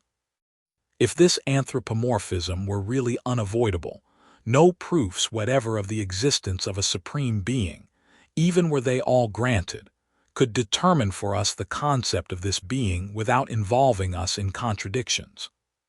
If we connect with the command to avoid all transcendent judgments of pure reason, the command, which apparently conflicts with it, to proceed to concepts that lie beyond the field of its imminent empirical use, we discover that both can subsist together, but only at the boundary of all lawful use of reason. For this boundary belongs as well to the field of experience as to that of the creations of thought, and we are thereby taught as well how these so remarkable ideas serve merely for marking the bounds of human reason. On the one hand, they give warning not boundlessly to extend cognition of experience, as if nothing but world remained for us to cognize, and yet, on the other hand, not to transgress the bounds of experience, and to think of judging about things beyond them, as things in themselves. But we stop at this boundary if we limit our judgment merely to the relation which the world may have to a being, whose very concept lies beyond all the knowledge which we can attain within the world. For we then do not attribute to the Supreme Being any of the properties in themselves, by which we represent objects of experience, and thereby avoid dogmatic anthropomorphism, but we attribute them to his relation to the world, and allow ourselves a symbolical anthropomorphism, which in fact concerns language only, and not the object itself. If I say that we are compelled to consider the world as if it were the work of a supreme understanding and will, I really say nothing more than that a watch, a ship, a regiment bears the same relation to the watchmaker, the shipbuilder, the commanding officer as the world of sense, or whatever constitutes the substratum of this complex of appearances, does to the unknown, which I do not hereby cognize as it is in itself, but as it is for me or in relation to the world, of which I am a part. Such a cognition is one of analogy, and does not signify, as is commonly understood, an imperfect similarity of two things, but a perfect similarity of relations between two quite dissimilar things. By means of this analogy, however, there remains a concept of the Supreme Being sufficiently determined for us, though we have left out everything that could determine it absolutely or in itself. For we determine it as regards the world and as regards ourselves, and more do we not require. The attacks which Hume makes upon those who would determine this concept absolutely, by taking the materials for so doing from themselves and the world, do not affect us, and he cannot object to us that we have nothing left if we give up the objective anthropomorphism of the concept of the Supreme Being. For let us assume at the outset, as Hume in his dialogues makes Philo Grant Cleans, as a necessary hypothesis, the deistical concept of the first being, in which this being is thought by the mere ontological predicates of substance, of cause, etc. This must be done, because reason, actuated in the sensible world by mere conditions, which are themselves always conditional, cannot otherwise have any satisfaction. And it therefore can be done without falling into anthropomorphism, which transfers predicates from the world of sense to a being quite distinct from the world, because those predicates are mere categories, which, though they do not give a determinate concept of God, yet give a concept not limited to any conditions of sensibility. Thus nothing can prevent our predicating of this being a causality through reason with regard to the world, and thus passing to theism, without being obliged to attribute to God in himself this kind of reason, as a property inhering in him. For as to the former, the only possible way of prosecuting the use of reason, as regards all possible experience, in complete harmony with itself, in the world of sense to the highest point, is to assume a supreme reason as a cause of all the connections in the world. Such a principle must be quite advantageous to reason, and can hurt it nowhere in its application to nature. As to the latter, reason is thereby not transferred as a property to the first being in himself, but only to his relation to the world of sense, and so anthropomorphism is entirely avoided. For nothing is considered here but the cause of the form of reason which is perceived everywhere in the world, and reason is attributed to the Supreme Being, so far as it contains the ground of this form of reason in the world, but according to analogy only, that is, so far as this expression shows merely the relation, which the supreme cause unknown to us has to the world, in order to determine everything in it conformably to reason in the highest degree. We are thereby kept from using reason as an attribute for the purpose of conceiving God, but instead of conceiving the world in such a manner as is necessary to have the greatest possible use of reason according to principle. We thereby acknowledge that the Supreme Being is quite inscrutable and even unthinkable in any definite way as to what he is in himself. We are thereby kept, on the one hand, from making a transcendent use of the concepts which we have of reason as an efficient cause, by means of the will, in order to determine the divine nature by properties, which are only borrowed from human nature, and from losing ourselves in gross and extravagant notions, and on the other hand from deluging the contemplation of the world with hyperphysical modes of explanation according to our notions of human reason, which we transfer to God, and so losing for this contemplation its proper application, according to which it should be a rational study of mere nature, and not a presumptuous derivation of its appearances from a supreme reason.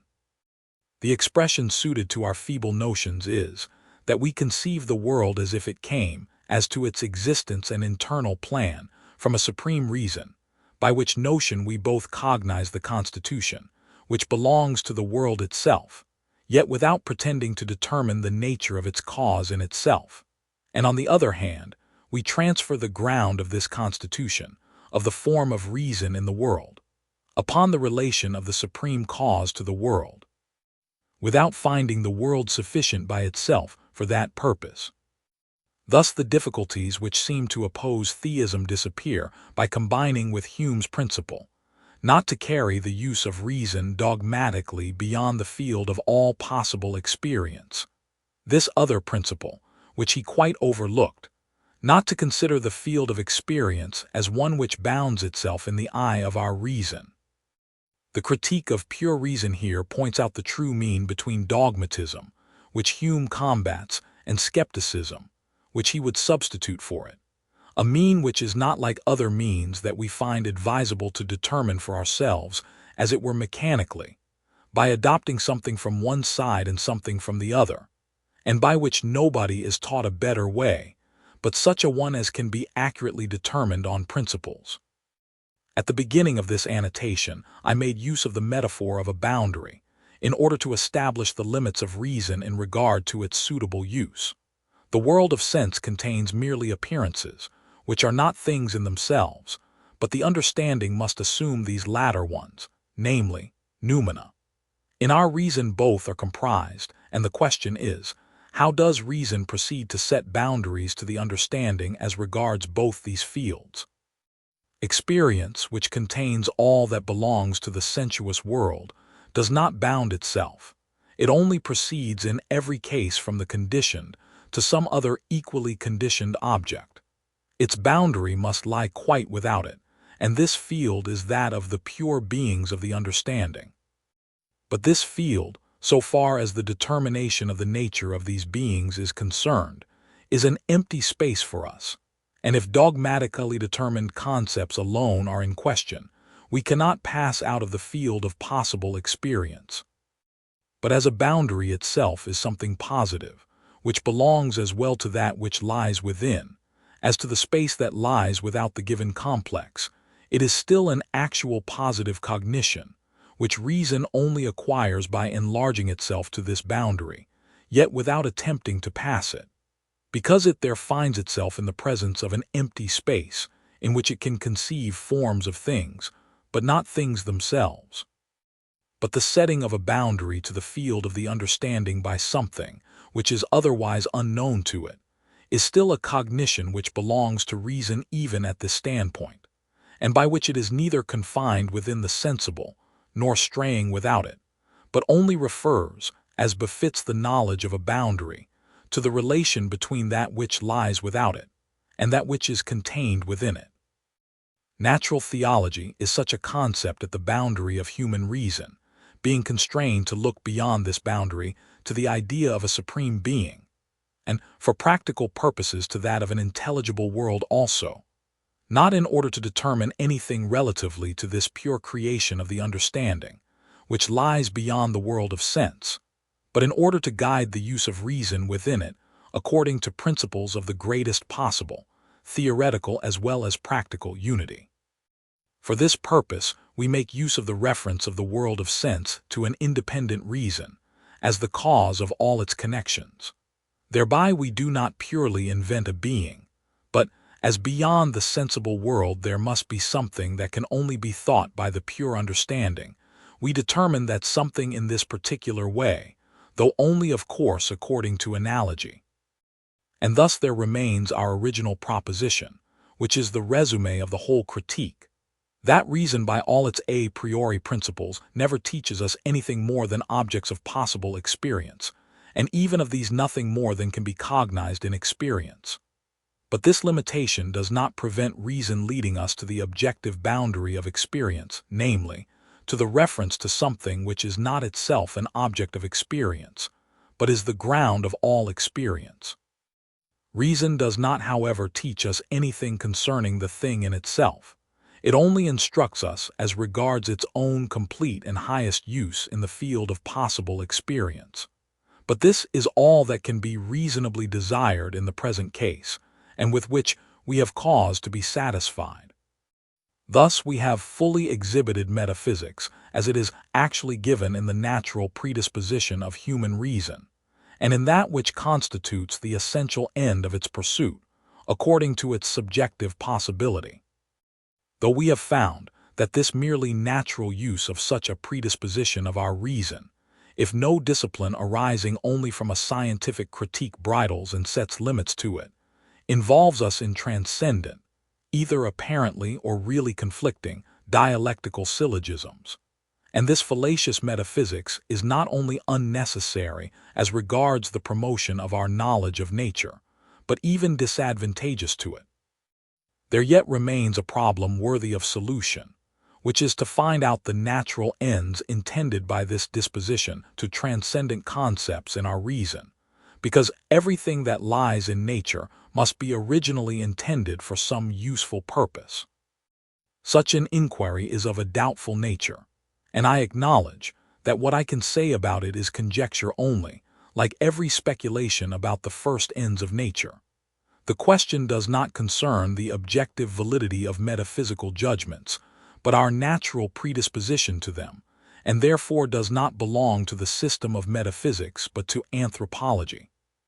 When I compare all the transcendental ideas, the totality of which constitutes the particular problem of natural pure reason, compelling it to quit the mere contemplation of nature, to transcend all possible experience, and in this endeavor to produce the thing, be it knowledge or fiction, called metaphysics, I think I perceive that the aim of this natural tendency is to free our notions from the fetters of experience and from the limits of the mere contemplation of nature, so far as at least to open to us a field containing mere objects for the pure understanding, which no sensibility can reach, not indeed for the purpose of speculatively occupying ourselves with them, for there we can find no ground to stand on, but because practical principles, which, without finding some such scope for their necessary expectation and hope, could not expand to the universality which reason unavoidably requires from a moral point of view.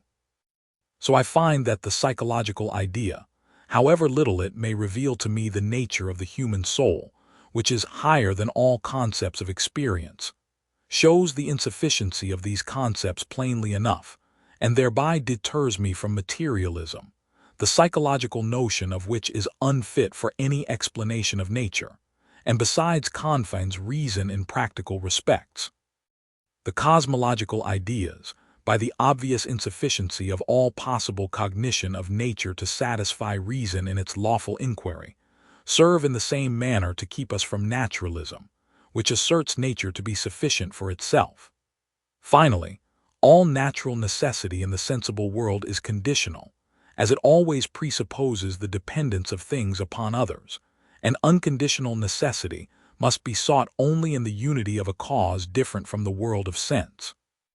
But as the causality of this cause, in its turn, were it merely nature, could never render the existence of the contingent, as its consequent, comprehensible reason frees itself by means of the theological idea from fatalism, both as a blind natural necessity in the coherence of nature itself, without a first principle, and as a blind causality of this principle itself, and leads to the concept of a cause possessing freedom or of a supreme intelligence.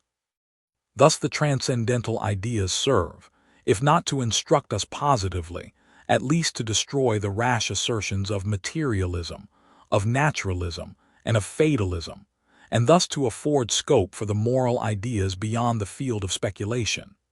These considerations, I should think, explain in some measure the natural predisposition of which I spoke. The practical value, which a merely speculative science may have, lies without the bounds of this science, and can therefore be considered as a scholium merely, and like all scholia does not form part of the science itself. This application, however, surely lies within the bounds of philosophy, especially of philosophy drawn from the pure sources of reason, where its speculative use in metaphysics must necessarily be at unity with its practical use in morals. Hence the unavoidable dialectics of pure reason, considered in metaphysics as a natural tendency, deserves to be explained not as an illusion merely, which is to be removed, but also, if possible, as a natural provision as regards its end, though this duty, a work of supererogation, cannot justly be assigned to metaphysics proper. The solutions of these questions, which are treated in the chapter on the regulative use of the ideas of pure reason, should be considered a second scholium, which, however, has a greater affinity with the subject of metaphysics. For there certain rational principles are expounded which determine a priori the order of nature, or rather of the understanding, which seeks nature's laws through experience. They seem to be constitutive and legislative with regard to experience, though they spring from pure reason, which cannot be considered, like the understanding, as a principle of possible experience. Now, whether or not this harmony rests upon the fact that just as nature does not inhere in appearances or in their source, the sensibility, itself, but only in so far as the latter is in relation to the understanding, as also a systematic unity in applying the understanding to bring about an entirety of all possible experience, can only belong to the understanding when in relation to reason, and whether or not experience is in this way mediately subordinate to the legislation of reason, may be discussed by those who desire to trace the nature of reason even beyond its use in metaphysics, into the general principles of a history of nature. I have represented this task as important, but not attempted its solution, in the book itself. And thus I conclude the analytical solution of the main question which I had proposed: how is metaphysics in general possible?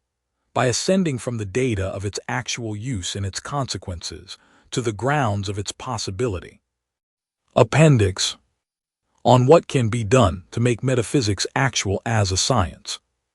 When an author who is familiar with the subject of his work and endeavors to present his independent reflections in its elaboration, falls into the hands of a reviewer who, in his turn, is keen enough to discern the points on which the worth or worthlessness of the book rests, who does not cling to words, but goes to the heart of the subject, sifting and testing more than the mere principles which the author takes as his point of departure, the severity of the judgment may indeed displease the latter.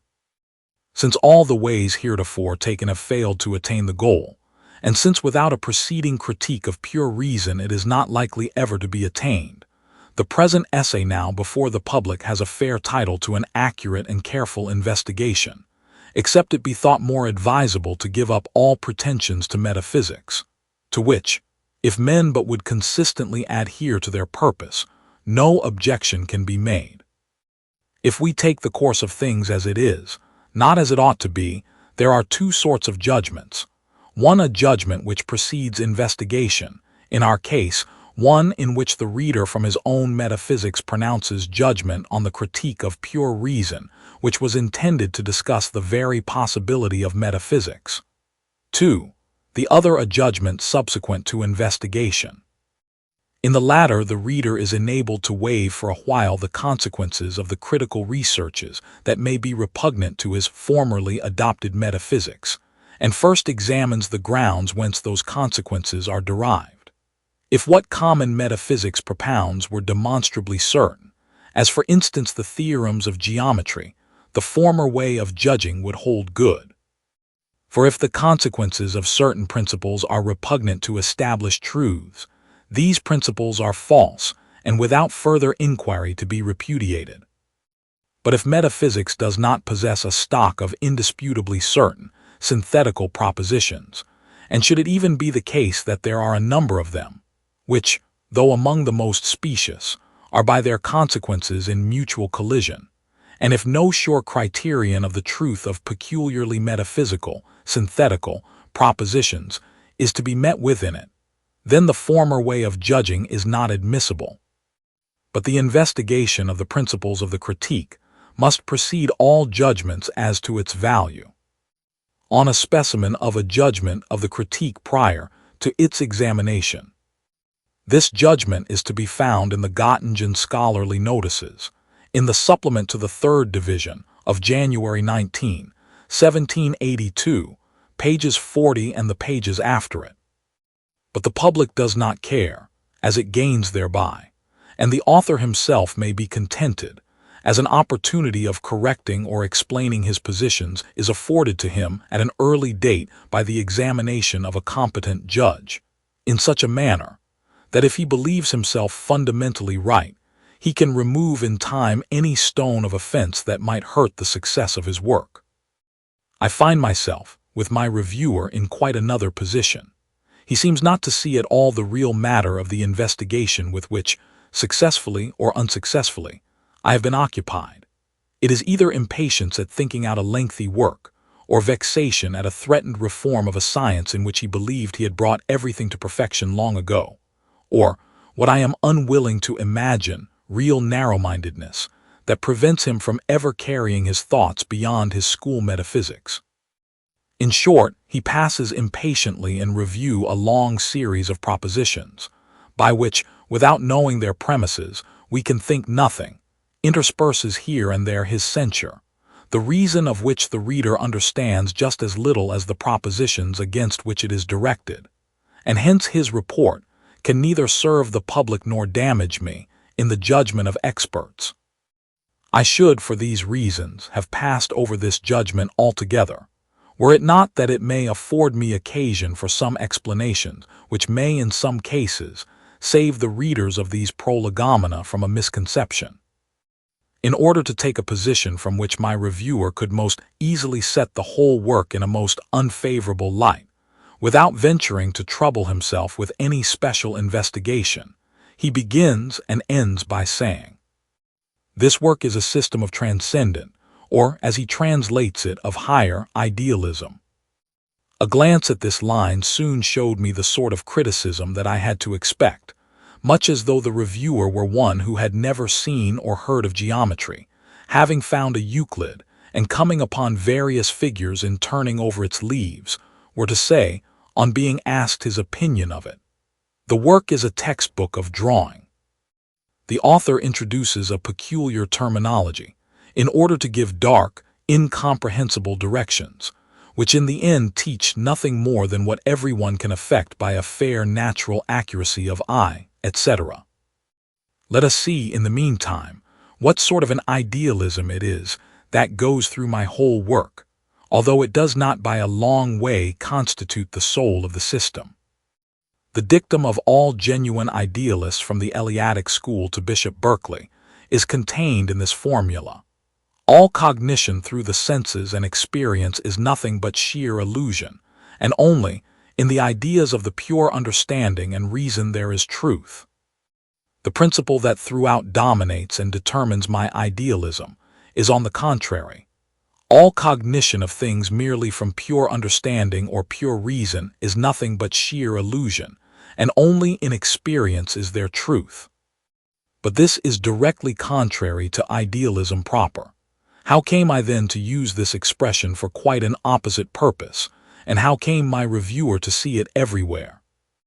The solution of this difficulty rests on something that could have been very easily understood from the general bearing of the work, if the reader had only desired to do so.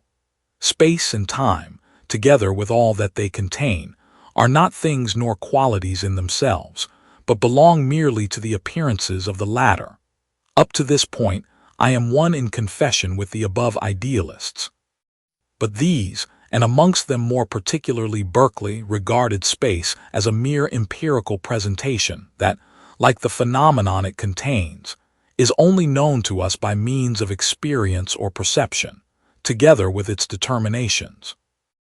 I, on the contrary, prove in the first place that space, and also time which Berkeley did not consider, and all its determinations a priori, can be cognized by us, because, no less than time, it inheres in our sensibility as a pure form before all perception or experience and makes all intuition of the same, and therefore all its phenomena possible. It follows from this, that as truth rests on universal and necessary laws as its criteria, experience, according to Berkeley, can have no criteria of truth, because its phenomena, according to him, have nothing a priori at their foundation, whence it follows that they are nothing but sheer illusion. Whereas with us, space and time, in conjunction with the pure conceptions of the understanding, prescribe their law to all possible experience a priori, and at the same time afford the certain criterion for distinguishing truth from illusion therein.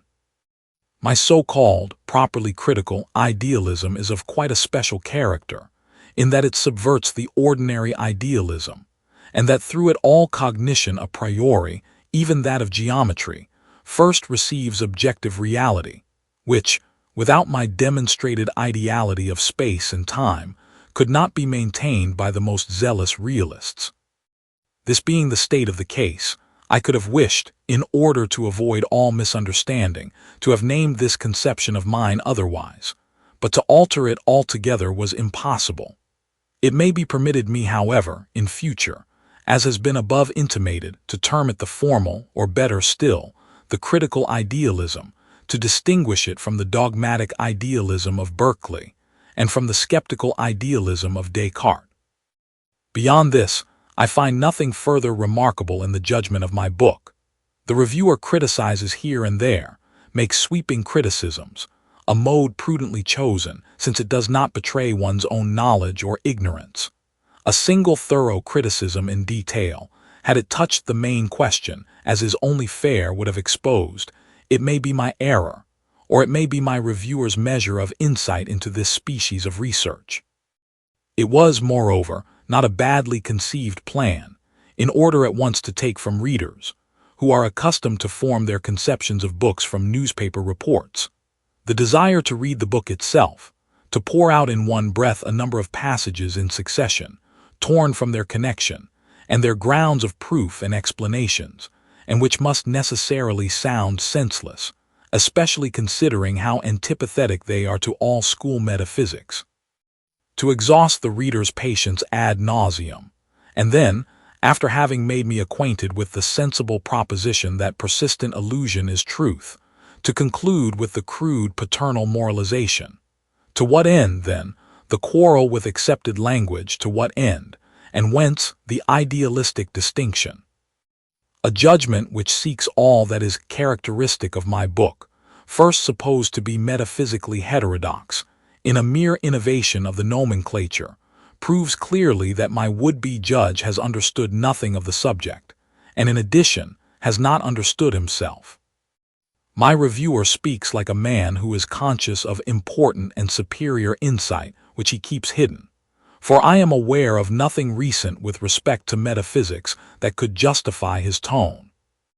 But he should not withhold his discoveries from the world, for there are doubtless many who, like myself, have not been able to find in all the fine things that have for long past been written in this department, anything that has advanced the science by so much as a finger-breadth.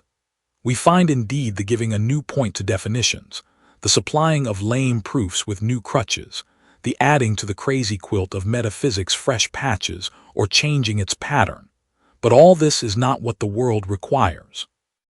The world is tired of metaphysical assertions. It wants the possibility of the science, the sources from which certainty therein can be derived, and certain criteria by which it may distinguish the dialectical illusion of pure reason from truth. To this, the critic seems to possess a key, otherwise he would never have spoken out in such a high tone. But I am inclined to suspect that no such requirement of the science has ever entered his thoughts, for in that case he would have directed his judgment to this point, and even a mistaken attempt in such an important matter would have won his respect. If that be the case, we are once more good friends. He may penetrate as deeply as he likes into metaphysics, without anyone hindering him. Only as concerns that which lies outside metaphysics, its sources, which are to be found in reason, he cannot form a judgment. That my suspicion is not without foundation is proved by the fact that he does not mention a word about the possibility of synthetic knowledge a priori, the special problem upon the solution of which the fate of metaphysics wholly rests, and upon which my critique, as well as the present Prolegomena, entirely hinges. The idealism he encountered, and which he hung upon, was only taken up in the doctrine as the sole means of solving the above problem, although it received its confirmation on other grounds, and hence he must have shown either that the above problem does not possess the importance I attribute to it even in these Prolegomena, or that by my conception of appearances, it is either not solved at all, or can be better solved in another way. But I do not find a word of this in the criticism. The reviewer, then, understands nothing of my work, and possibly also nothing of the spirit and essential nature of metaphysics itself. And it is not, what I would rather assume, the hurry of a man incensed at the labor of plodding through so many obstacles, that threw an unfavorable shadow over the work lying before him, and made its fundamental features unrecognizable. There is a good deal to be done before a learned journal, it matters not with what care its writers may be selected, can maintain its otherwise well-merited reputation in the field of metaphysics as elsewhere. Other sciences and branches of knowledge have their standard. Mathematics has it in itself, history and theology in profane or sacred books, natural science and the art of medicine in mathematics and experience, jurisprudence in law books, and even matters of taste in the examples of the ancients. But for the judgment of the thing called metaphysics, the standard has yet to be found. I have made an attempt to determine it as well as its use. What is to be done, then, until it be found, when works of this kind have to be judged of? If they are of a dogmatic character, one may do what one likes. No one will play the master over others here for long, before someone else appears to deal with him in the same manner. If, however, they are critical in their character, not indeed with reference to other works, but to reason itself, so that the standard of judgment cannot be assumed but has first of all to be sought for, then, though objection and blame may indeed be permitted, yet a certain degree of leniency is indispensable, since the need is common to us all, and the lack of the necessary insight makes the high-handed attitude of judge unwarranted. In order, however, to connect my defense with the interest of the philosophical commonwealth, I propose a test, which must be decisive as to the mode, whereby all metaphysical investigations may be directed to their common purpose. This is nothing more than what formerly mathematicians have done, in establishing the advantage of their methods by competition. I challenge my critic to demonstrate, as is only just, on a priori grounds in his way, a single really metaphysical principle asserted by him.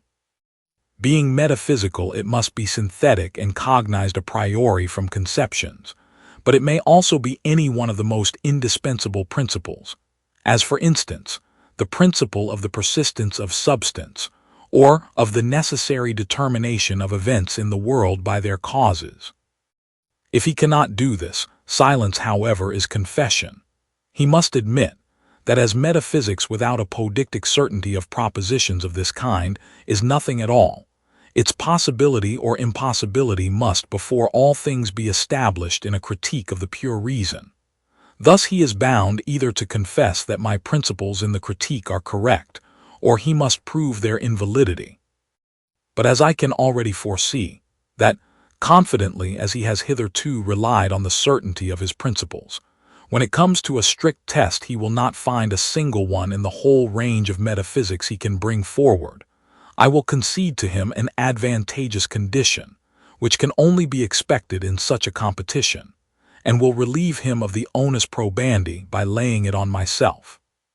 He finds in these Prolegomena and in my critique chapter on the theses and antitheses of the four antinomies, 8 propositions, of which 2 and 2 contradict one another, but each of which necessarily belongs to metaphysics, by which it must either be accepted or rejected, although there is not one that has not in this time been held by some philosopher.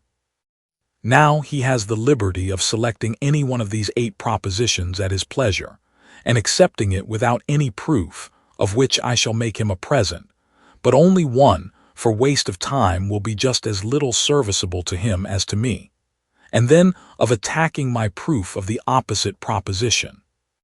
If I can save this one, and at the same time show that according to principles which every dogmatic metaphysics must necessarily recognize, the opposite of the proposition adopted by him can be just as clearly proved, it is thereby established that metaphysics has an hereditary failing, not to be explained, much less set aside, until we ascend to its birthplace, pure reason itself, and thus my critique must either be accepted or a better one take its place. It must at least be studied, which is the only thing I now require. If on the other hand I cannot save my demonstration, then a synthetic proposition a priori from dogmatic principles is to be reckoned to the score of my opponent. Then also I will deem my impeachment of ordinary metaphysics as unjust, and pledge myself to recognize his stricture on my critique as justified, although this would not be the consequence by a long way. To this end it would be necessary, it seems to me, that he should step out of his incognito. Otherwise I do not see how it could be avoided, that instead of dealing with one, I should be honored by several problems coming from anonymous and unqualified opponents. Proposals as to an investigation of the critique upon which a judgment may follow. I feel obliged to the honored public even for the silence with which it for a long time favored my critique, for this proves at least a postponement of judgment, and some supposition that in a work, leaving all beaten tracks and striking out on a new path, in which one cannot at once perhaps so easily find one's way, something may perchance lie, from which an important but at present dead branch of human knowledge may derive new life and productiveness. Hence may have originated a solicitude for the as yet tender shoot, lest it be destroyed by a hasty judgment. A test of a judgment, delayed for the above reasons, is now before my eye in the Gotha learned newspaper, the thoroughness of which every reader will himself perceive, from the clear and unperverted presentation of a fragment of one of the first principles of my work, without taking into consideration my own suspicious praise.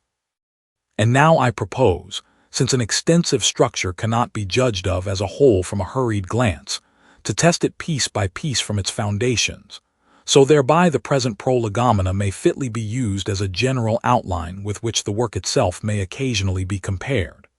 This notion, if it were founded on nothing more than my conceit of importance, such as vanity commonly attributes to one's own productions, would be immodest and would deserve to be repudiated with disgust. But now, the interests of speculative philosophy have arrived at the point of total extinction, while human reason hangs upon them with inextinguishable affection, and only after having been ceaselessly deceived does it vainly attempt to change this into indifference.